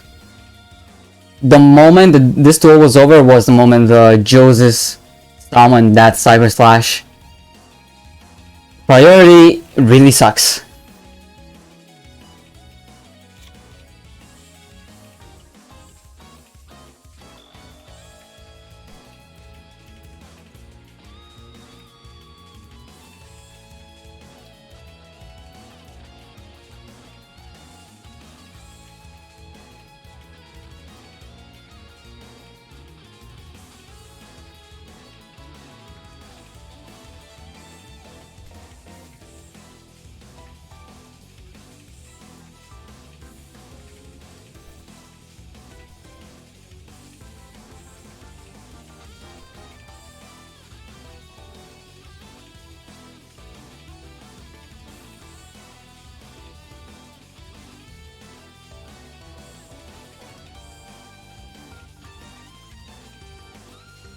So, drawing the card.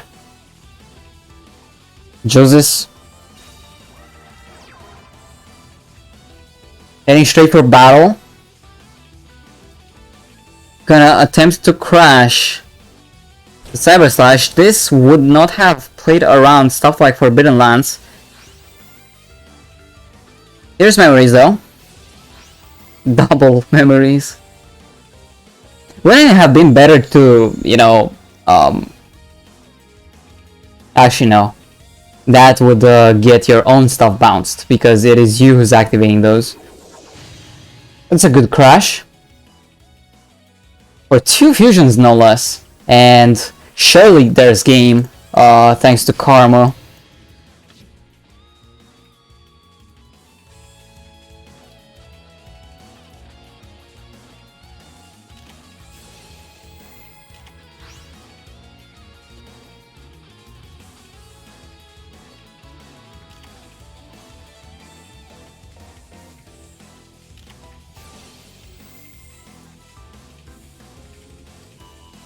One, 2, 3, banished. And that's a lot of attack per game. 6 and 4. Joseph slowly but surely climbing back. Jorvio. We're going to see a repeat from him. Or perhaps not.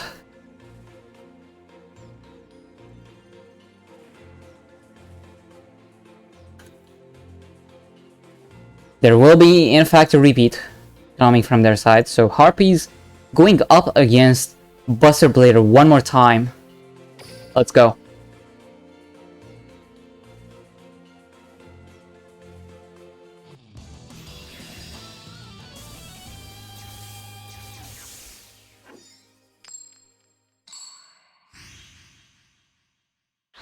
Joseph's going first. It's been a while since I've seen a Kizuki Reborn player going first.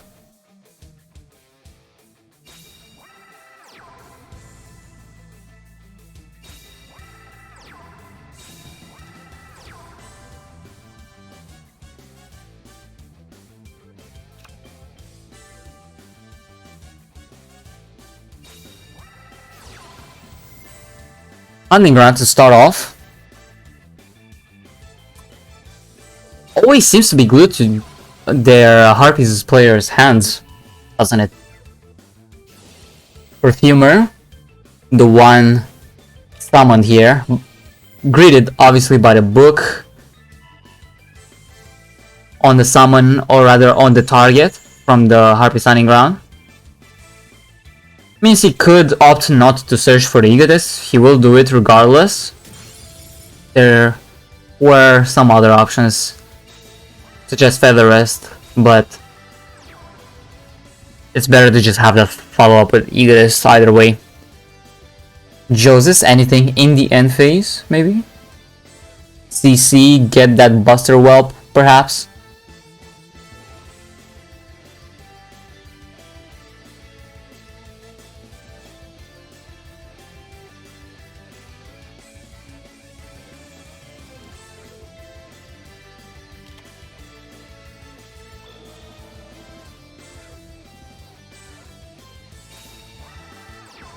One more set.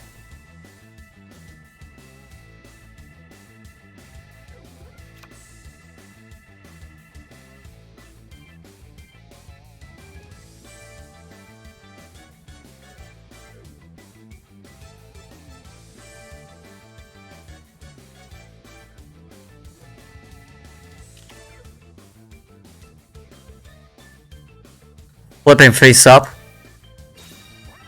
Egotist finally has a target as the activation requirement is fulfilled.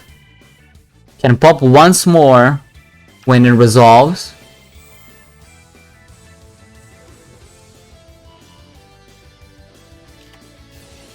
And there is that CC.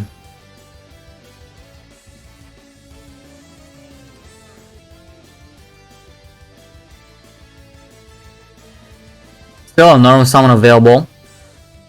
If he is, okay, he will be targeting the field spell to get rid of it. No more back removal for pretty much free.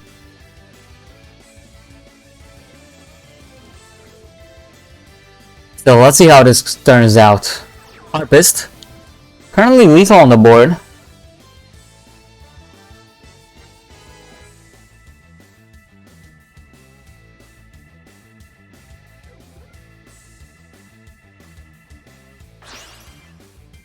Perhaps for a synchro, has guaranteed follow-up with the Harpist. Can get the Chandler this way. And Joseph has to find a way to stop this.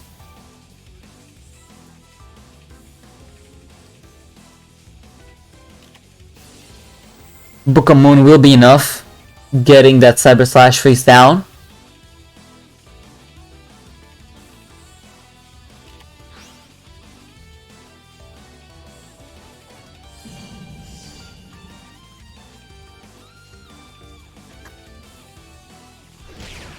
$18 to the face.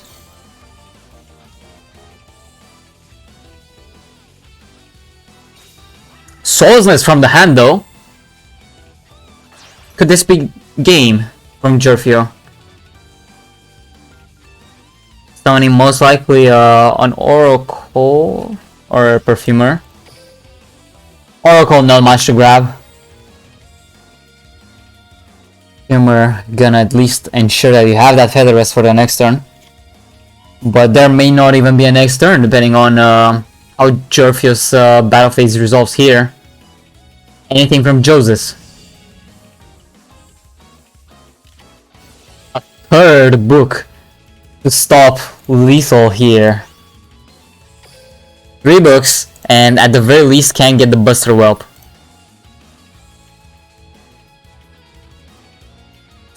And face Harpist. Hit the Chandler. You have the Featherist, even as guaranteed fodder. No need to top into any monster, but...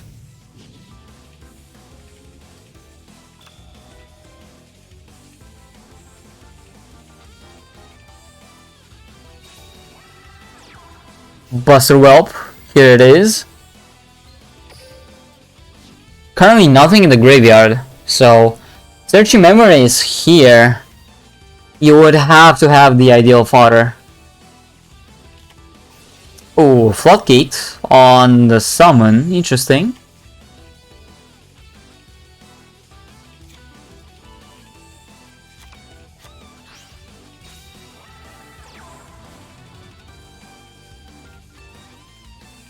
Making sure that, I guess he doesn't get either of the pieces in the grave. Yeah, I don't really mind them lands. I mean, Team Wars Season 11 started one day before Master Duel was even known to be out. So, and then again, the main reason a lot of people still play Duel Links, be it if they enjoy it or, you know, they just feel the need to, they play it thanks to Team Wars, so... Hopefully, the ecosystem of Duel Links can be restored, but not much faith in that. Oracle from the hand, to be special summoned, can make room for a rank 4 as well, like a spider, or rather a Korbaj even, if he does have it. Really making sure that he doesn't end up with one Buster Whelp anywhere close to the grave, but here's the Malevolent Sin activation.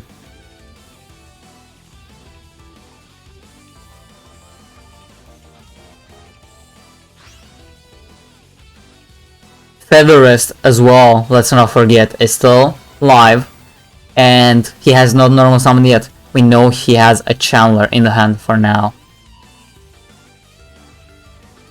Ideally, I guess he would try to fish for that Harpist top deck.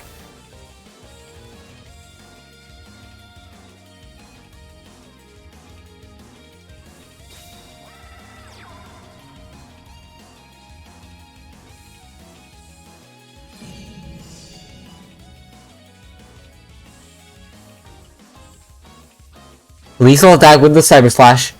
Memories does have the material. What will it be actually? It is the Buster Blader.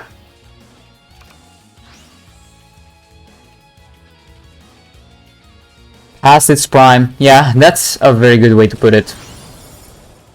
Crushing, and well, Jorvia has the game in his hands. 7-5 now.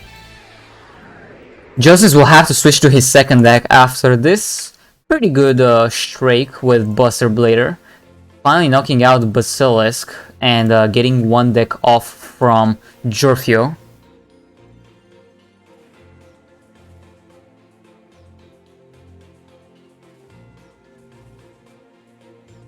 Yeah, I do play both, and I don't really enjoy both, but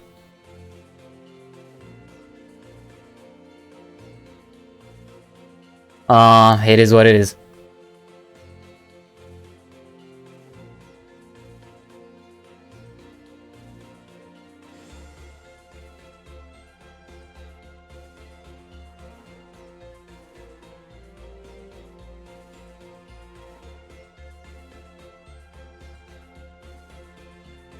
Waiting for Joseph at the moment to get his second deck up and running.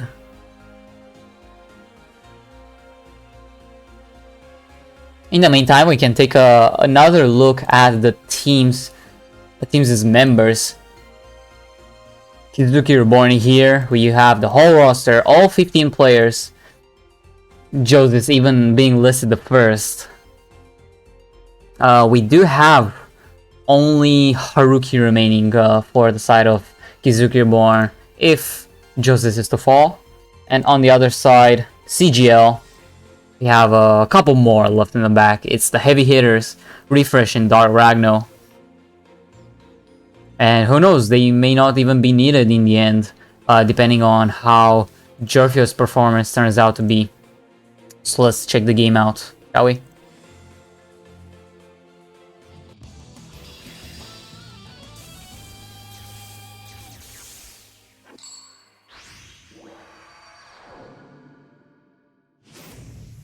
Very interesting. Mind Scan once again. We have seen Mind Scan come earlier from Mike. He was running Ritual Beasts.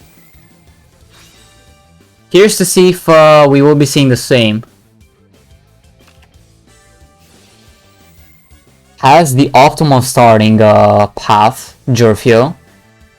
Love to see that Chandler.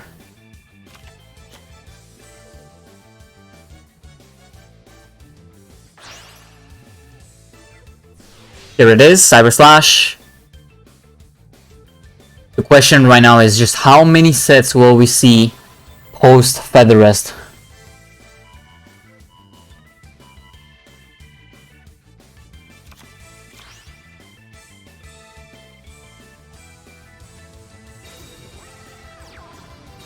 One, two only.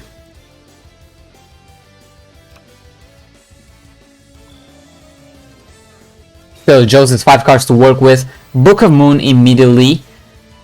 Will not worry anytime soon about the bounce, but still, there's also the back row to take care of, unless Elder is in play. Elder, what else do you have though? What is the other normal summon? It is the Kenahawk. He did open the combo. Hello then.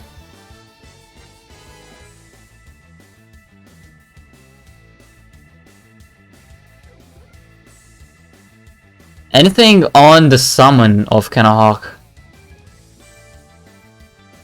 Keep in mind, cards like Book, cards like Floodgate don't really help at all in this kind of matchup.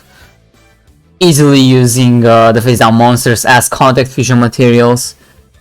So, best to just use those to defuse the OT Apelli that is attacking, or the Pedalfin at the end of the turn. Since usually in those moments, you book that, there's a very high chance that he's unable to special summon anything more because he's already special summoned all the Ritual Beast materials from the banished pile. Kenahawk effect. Once again, getting the Pedalfin out of the deck this time around.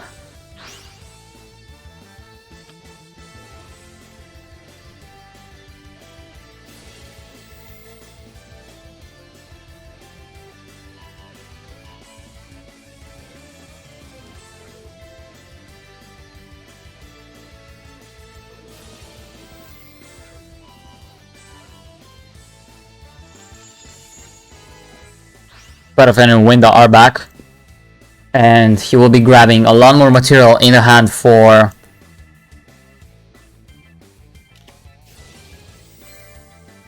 okay, here is a Book of Moon on the Pedalfin. One of the applications of Book of Moon, I guess. Try to prevent that that Pedalfin effect from happening. Now there's one ambush in Joseph's hand.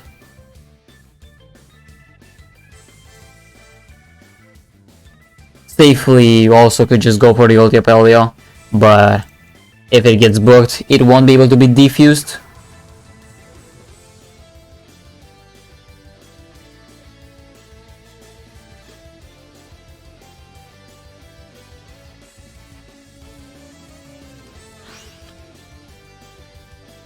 Or just the ulti Pedalfin as well. It's the more defensive option that Ritual Beasts have at their disposal. And that's a book on summon. He cannot special summon any main deck Ritual Beast monster more than once per turn. 2 books, very easy to deal with that.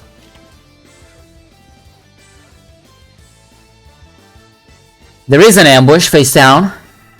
Oh, a Chandler following up. that will warrant some form of removal from the side of Joseph. There's the Canadia. That will probably trigger the Cyber Slash. Shuffling the ulti pot of Fen back to the extra deck. And well, now only ambush remains as the issue here. Jorfio setting one more back row.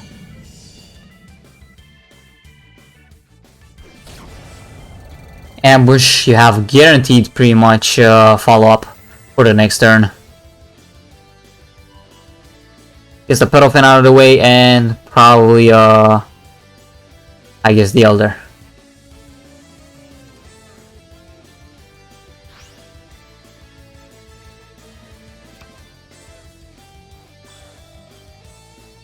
First action, Petal Fin. We'll remove that back row.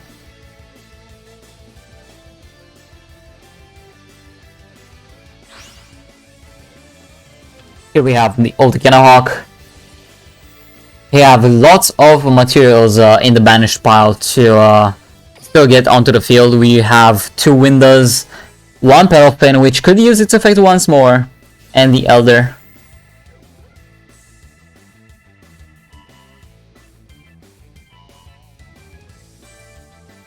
I'm gonna be getting the Elder and the Petal Fin back onto the field. What will he search? Probably Apelio is a... Or rather, even Lara could be a good target to search.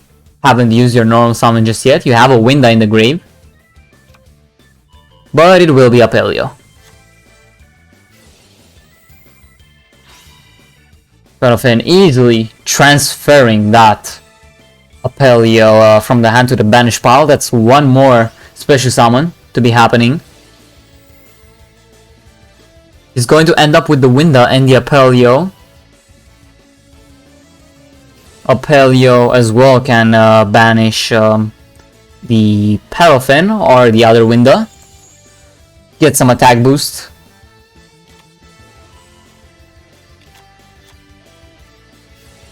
Outs for the Winda here. I mean, at this point, this is a game. Thanks to Apelio being a level 4 to get the Malevolence in out, and you normal summon the Winda for exact lethal. So very well from Joseph here. Back row from Jorfio was not good enough. Exact lethal. It's 500 over lethal, but let's go. Joseph knocking out Jorfio.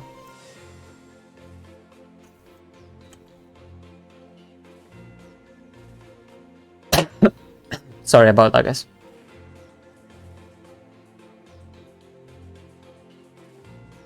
We do have Refresh and Dark Ragno. One of the two that could hop into the room soon.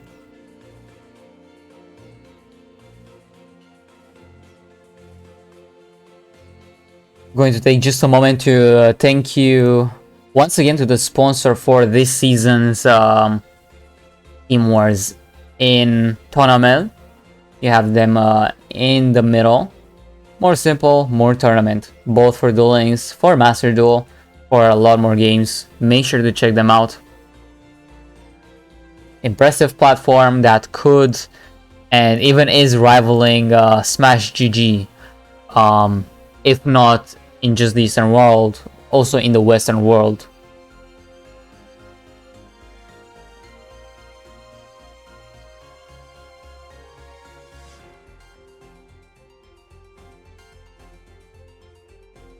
Joseph pulling some of the weight for Kizuki Reborn.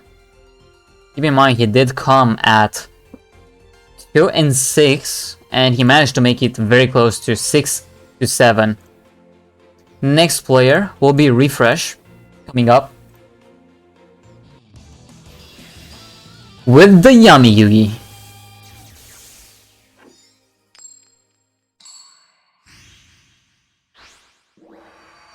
Refresh going first with the 20 cards. This could mean a couple of things. We have seen Luna Lights, but Usually lines, I don't think it's that good of a matchup against stuff like Ritual Beast. So this could also be. Oh, it is Gaia. Pretty good send in. Disables stuff like Wind and matches Apelio's attack. I'm pretty sure. Was it 24 or 26? I actually forgot, but doesn't really matter. Gaia onto the field. You will be having the turn 1 fusion. Let's see if there's any back row to supplement it. HeyZZy looking to really open that Elder into something else like a Hawk. Force that that Gaia effect. Won't be supplemented by any back row. Let's see if HeyZZy managed to open one of the required cards.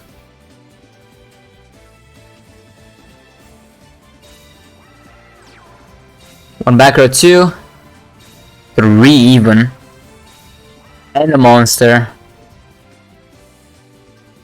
Refresh. What will it do? Nothing. So it'll just be chilling on the big Gaia. Could be using it to even gain more attack. And just use the field spell's advantage. Dark Flare, we're seeing. Could be another push for game. And even as the soldier,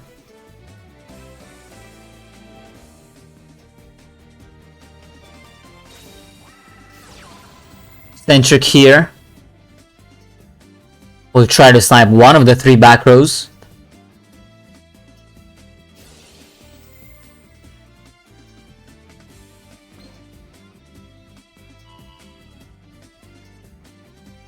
Targets the middle.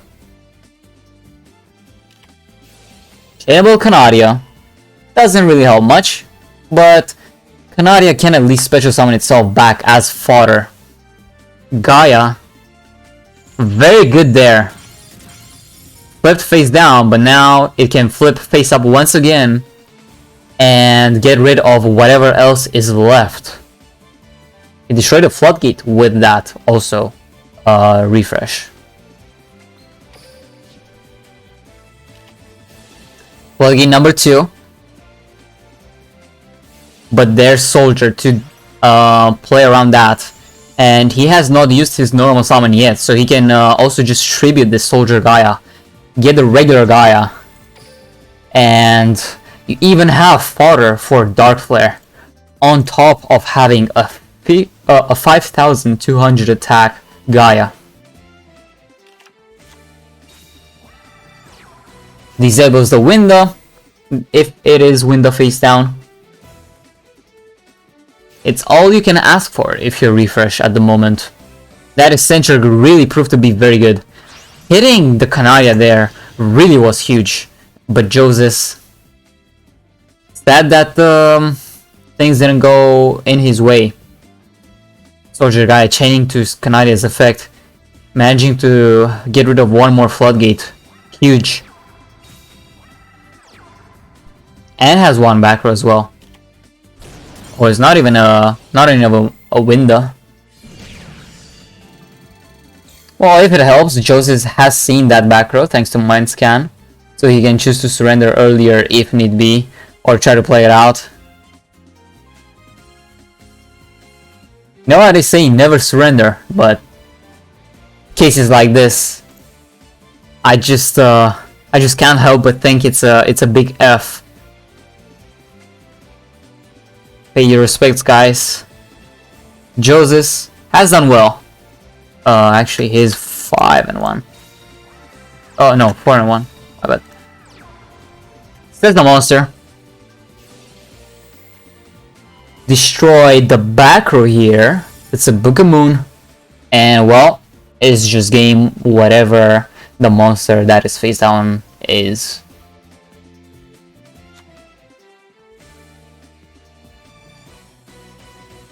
Straight in the battle, no need to overextend. Boom. Destroy the window. Dark Flare direct attack. That's 8 points. All down to the last player now for Kizuki Reborn.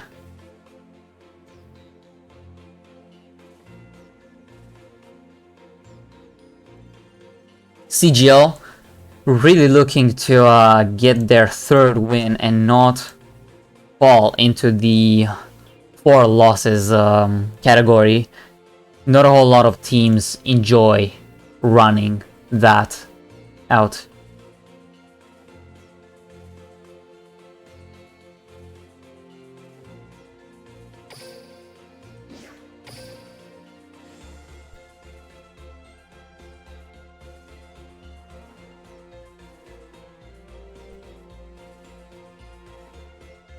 Haruki currently looking to join. Haruki as well, a name to be remembered within Team Wars. In Season 9, he did get himself an award of Rookie of the Season.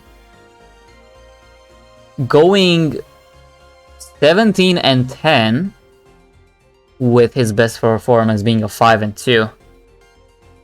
Taking in quite a lot of the matches as well that he played.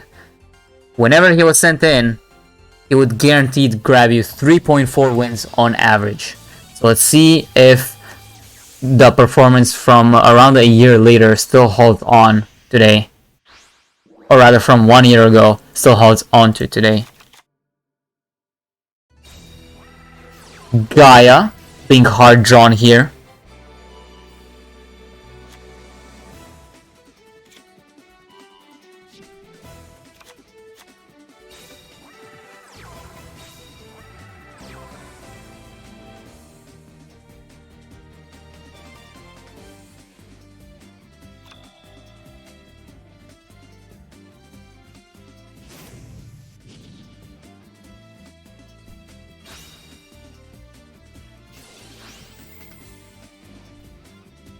Skill activation, get that cloak, get the gloves. All you're missing now is any type of extender, be it with boots or with Kagemucha Knight. Kagemucha especially being the one preferred, since book, well, that will have to wait until, oh, even the boots are in the hand and now on the field. Refresh.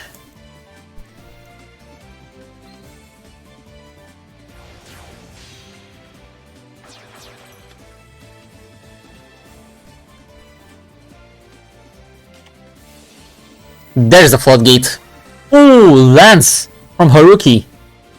Will be keeping that Levier up? No. It's a floodgate number 2. Oh my god.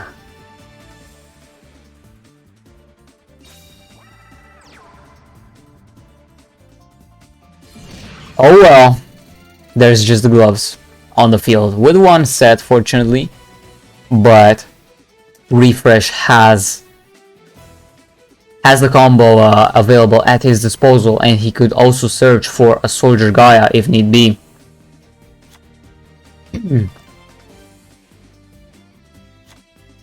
He will opt to get a second Curse of Dragonfire, I think.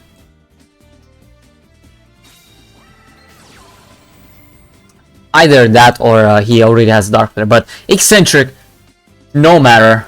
Really good top deck there. That's all we can say.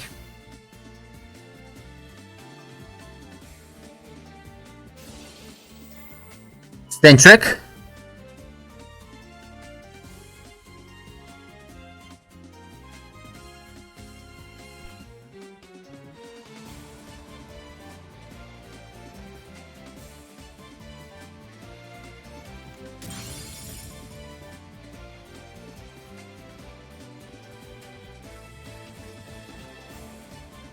ETH. Would have loved to have that, Haruki.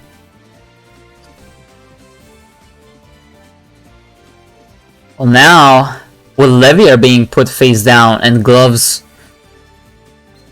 I mean, being pretty much free fodder for Gaia to run over, whatever Haruki does, I don't think he could really come back from this.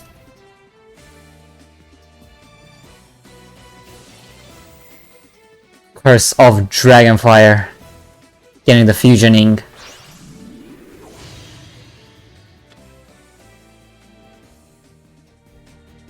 I believe we know his last card in hand. It is a level 5 dragon. I'm not sure if Dark Flare or Curse of Dragonfire, but it's for sure a level 5 dragon. Back to Haruki. There is a Gloves Mill. Not sure how much that can help. Can do boots and try to go for the Fog Blade, but Gaia will immediately try to pop it as soon as this main phase is gone. Unless he has drawn one back row, he searches the Fog Blade, but he sets just the back row and makes Refresh think that it's a Fog Blade. And then Haruki sets the real Fog Blade. That makes it so he has to search for Soldier Gaia, but you still kinda die in the end. So it's not the most worth, I guess. Still, pretty cool play, but...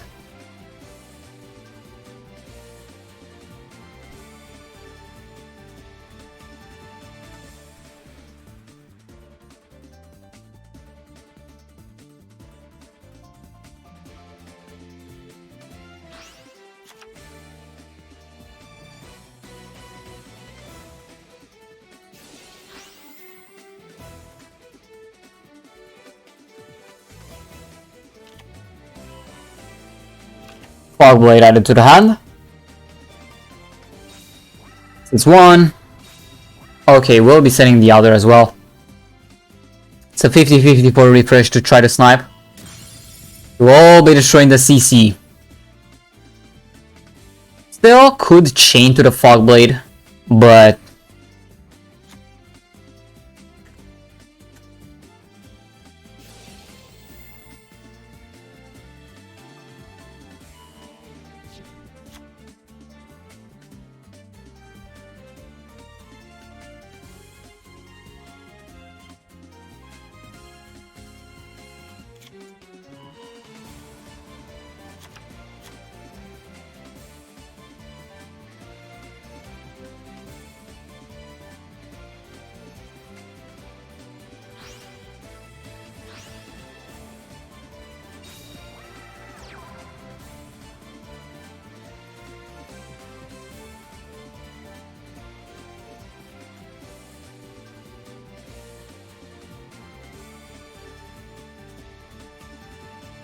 Dark Flare. Has a Soldier Gaia. I mean, even if Fog Blade is activated here.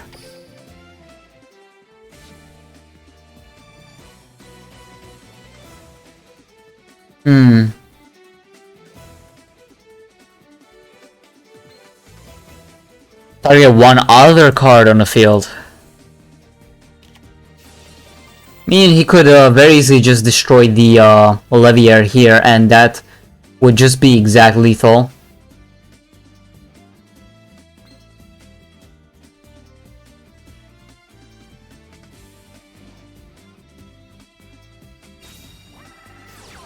Well, Book will say no to it either way. Shelly will be changing the effect as well to destroy that Leviair. Or not. I mean, it really doesn't matter at this point. Because it is game nonetheless. So, refresh. Taking another win for the side of CGL. And it's now 6-9. Nice. It is match point for CGL. Let's see if there's any repeats involved.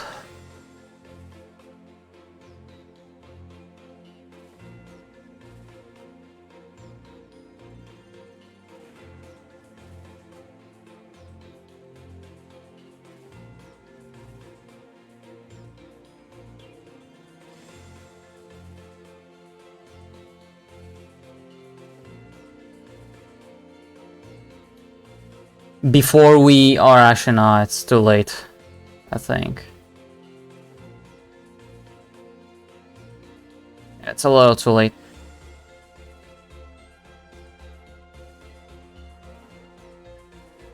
Never mind, guys. Don't mind me. But we do not have any repeat announced, so Haruki will be switching to his second deck now.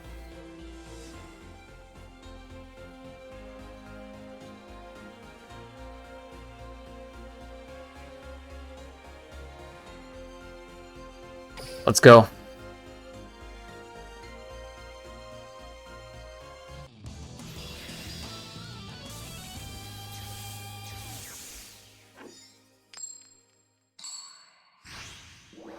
Haruki with the grit on Silvio. 24 cards. Witchcrafter Madden sleeves. I guess we kind of know already that he's a big fan of Witchcrafters.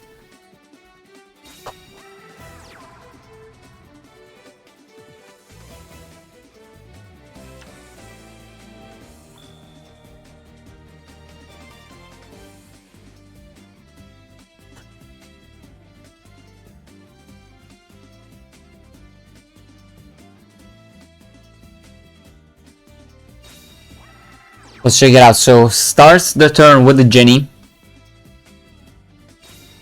It's no Pitori or Shmira, but it does the trick.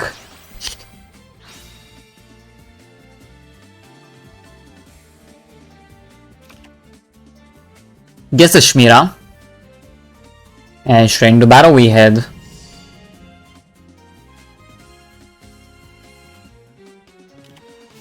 Big delay there, Book of Moon, sadly, for Haruki. No way to get that unveiling back. No way to go into Ver on your opponent's turn. And usually, Witchcrafter, well, not running many staple cards. I've seen a couple of MSTs only from the side of Witchcrafters in the past. MST, definitely very good against Gaia. Disabling their field spell is one of the better ways to win. But Refresh is thinking. It did only set one while going first. So against an unknown deck you would have surely did a potential combo if you did have access to one. Let's see. Gaia activates. Reveals the top decked Gaia the Magical Knight. Gets the Curse of Dragonfire most likely. The missing piece.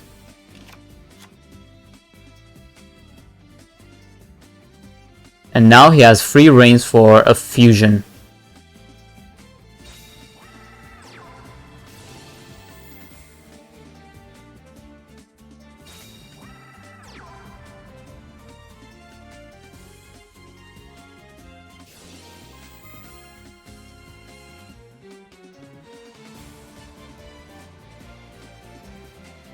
Curse of Dragonfire. Get the fusion out of the way.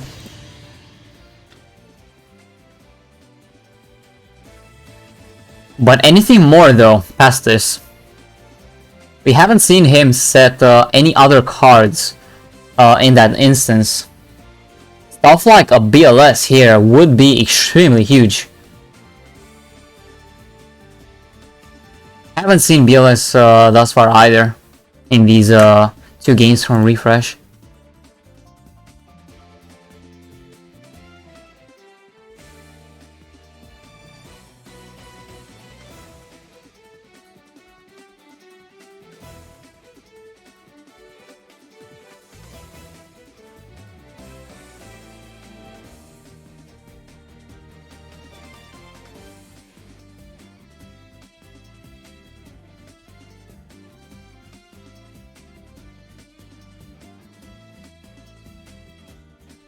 Did quite stop. Okay, we do have something. It is the BLS. If this goes to battle phase, this game is over. Okay, do you have any way to stop this from happening? If you had MST, you would have used it. If you had Book, well, now it's a pretty good time to use it, but it is the battle phase.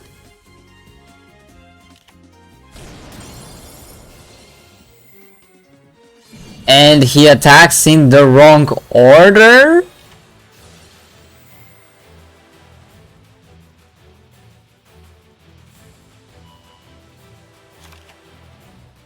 Well, to be fair, there is grit. There is grit. It's not game. My bad, guys.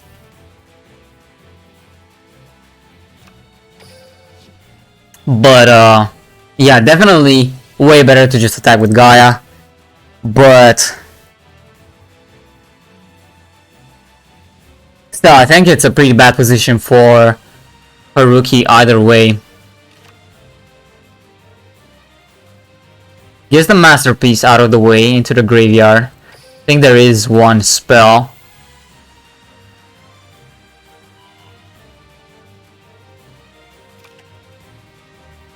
Get another spell in the hand thanks to Patronus.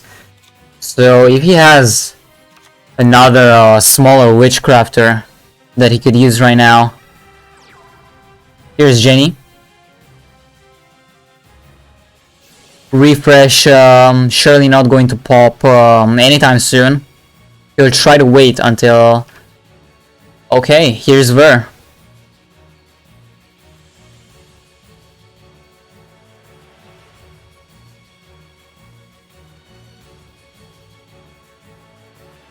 The really good thing about Ver is that she also negates the effect of Gaia to become Gaia the Dragon Champion on the field. Your opponent cannot activate cards or effects during battle while Dragon Champion is in your field, in your monster zone. Not only does he get smaller than Ver, because you also negate a 2600, but you also can activate the boost effect in the battle phase. And Patronus very easily can add way more spells. Masterpiece in the grave can just forcefully put Patronus fodder. And well, he's just gonna forcefully try to negate there. What? Oh, he just prematurely did that too. Yeah, I think he's now gonna get the Ver back. Okay, now he doesn't have to negate he doesn't have to negate the Gaia. Which is pretty good considering the situation, because now he can try to also stock up his hand even more. You can even negate right now if you wanted to, but could be a little risky. I don't know, I'm not the best player.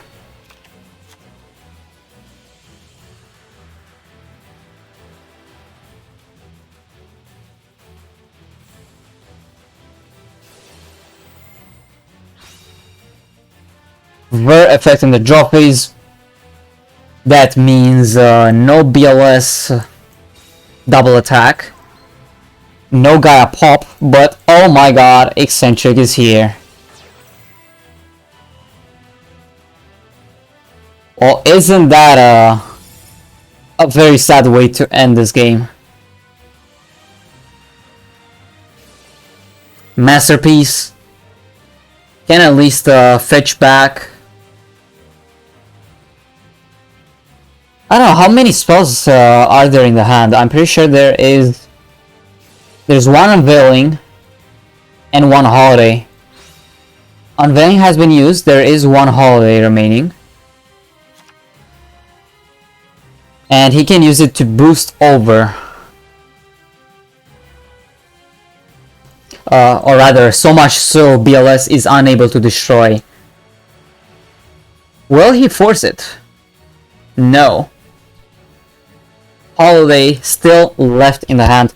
Patronus still on the field. Can easily just recycle everything back and get more spells for troubles.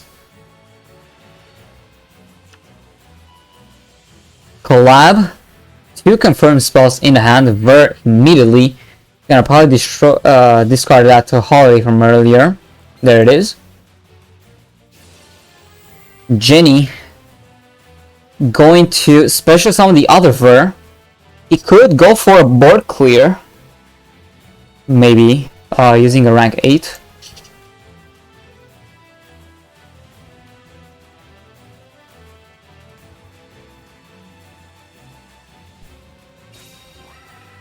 That's another card.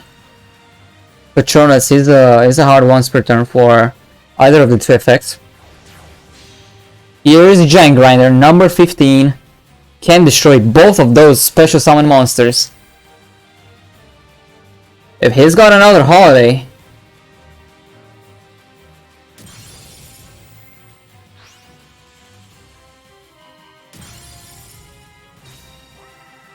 Mira,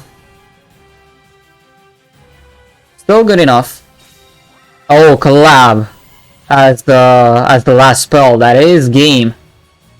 So Haruki, very well.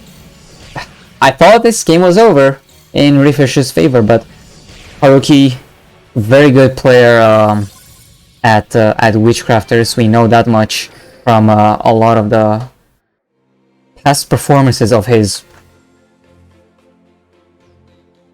He is the last man standing.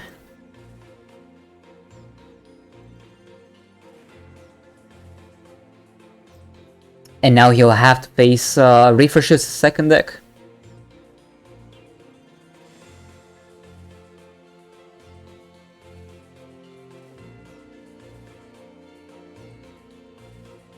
Yeah, he really is. Played extremely well on that particular turn from Refresh, but he didn't have much to play. Let's go. Next duel. Refresh on Yuto, and he will be going first. Yuto / Refresh, that is.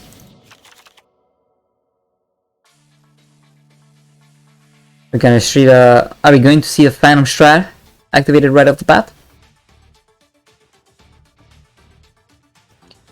Game is very, very close. Almost 3 hours into the match as well. And it's also late in Japan right now, where Haruki is from.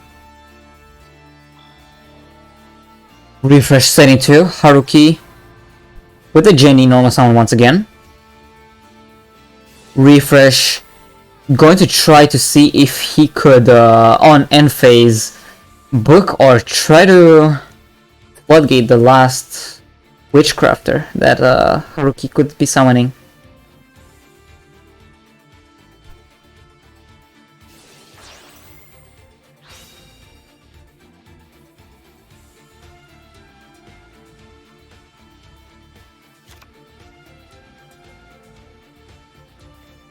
Hitori.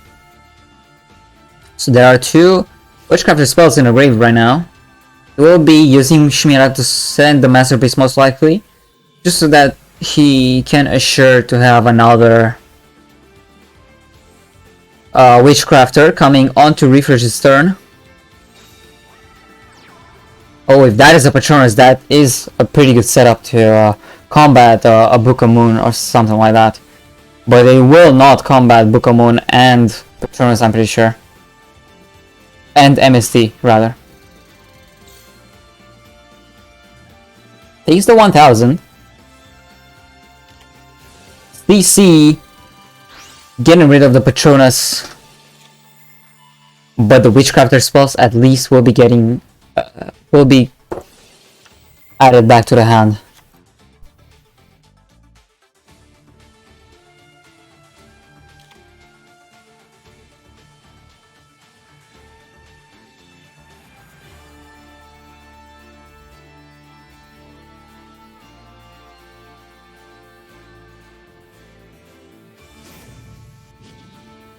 Final strategy finally activating. Sends the cloak. Cloak can add either gloves or boots. Part of the 2-card combo to end on possibly Leviair, Cloak, as well as Fogblade. Fogblade would be extremely useful in a matchup like this. It's only a matter of trying to get to it. There's boots already in the hand. And that's a rank 3.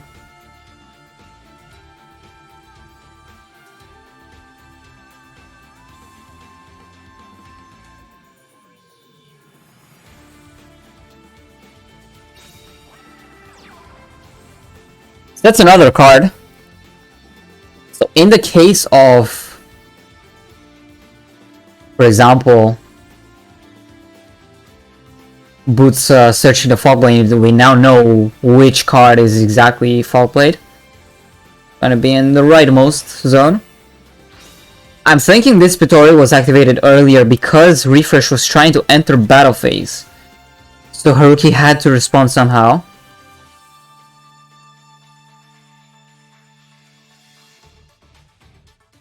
The question is, will he go for another one? Because in Pitori's case, he would have just crashed the gloves into Pitori, but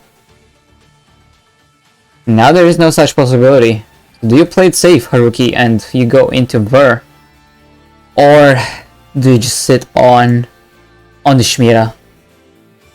With her consent, of course.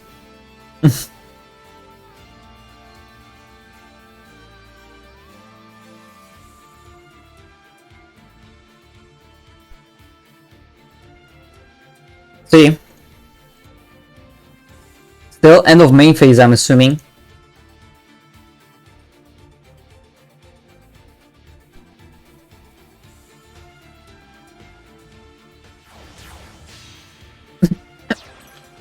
Sorry about that, guys.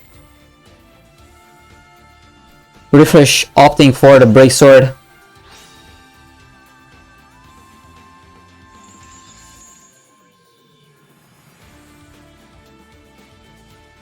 Ver immediately. Refresh still can detach one material. Even on the negation. That is okay. Ver finally discarding the last spell. I wonder if sword will actually be negated. The gloves boost, sorry. And it will. I mean, obviously, because it's an effect break sword gains. There's the end of turn. He did not search using boots.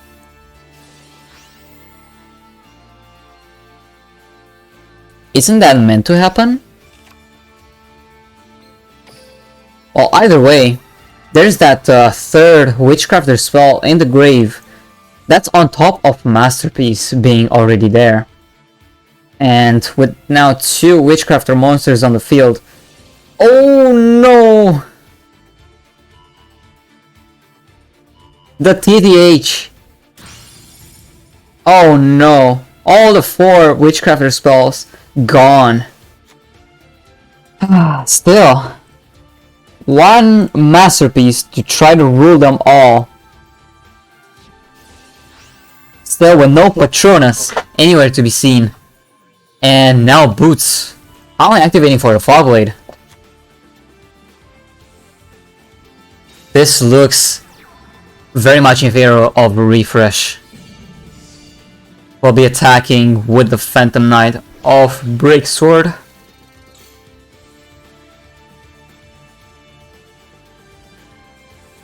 Disabling Grit this way.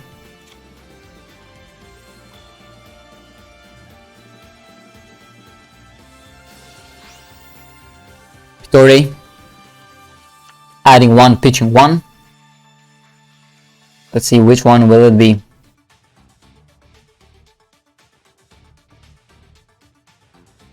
Card from the draw phase or the card drawn now? We're really trying to look. Oh, it will be a collab. Still, there is the Genie that can special summon the Verb back with the Banished Holiday.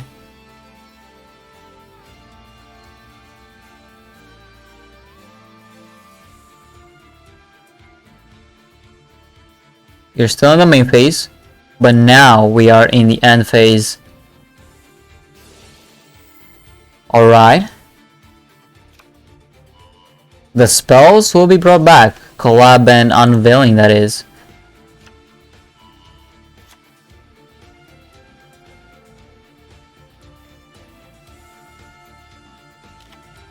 Let's see, back to refresh.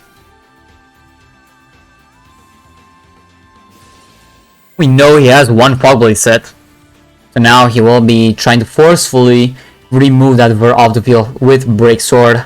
And he's probably going to be greeted by the Fogblade. If he is to negate, of course.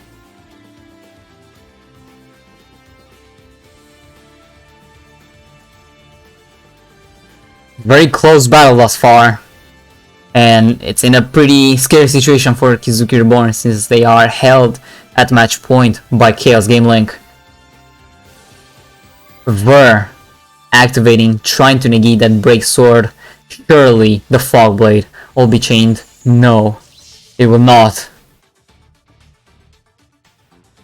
Does this mean he has 2 level 3s in a hand that he could use? One will be acquired thanks to gloves. Surely he could have one and go with Break Sword that way. Go into Break Sword that way and grab 2 more level 4s. And you could go into Spider actually and keep it. I think this is game. Let's see how both of the players play it out.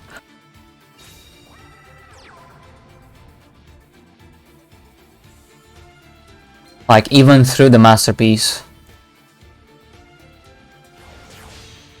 Oh, never mind.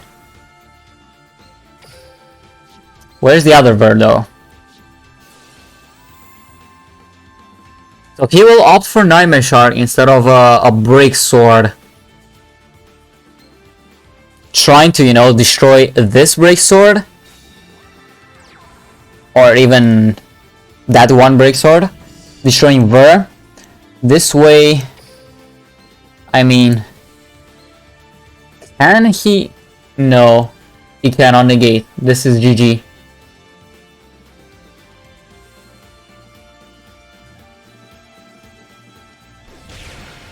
And that's it.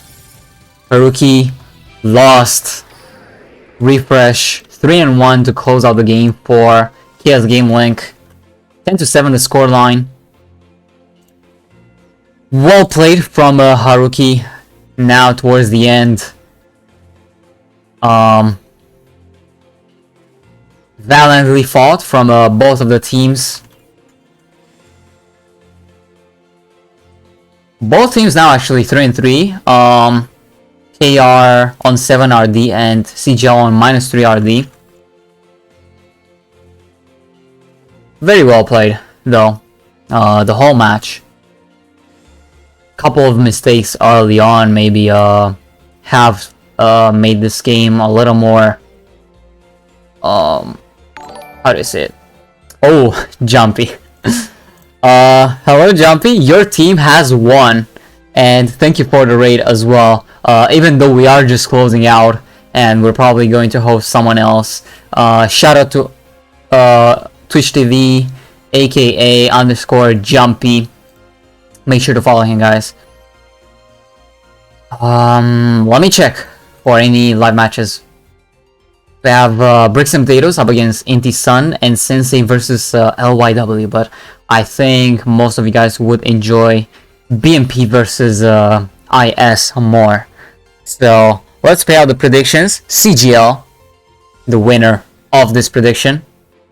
68,000 gems in play.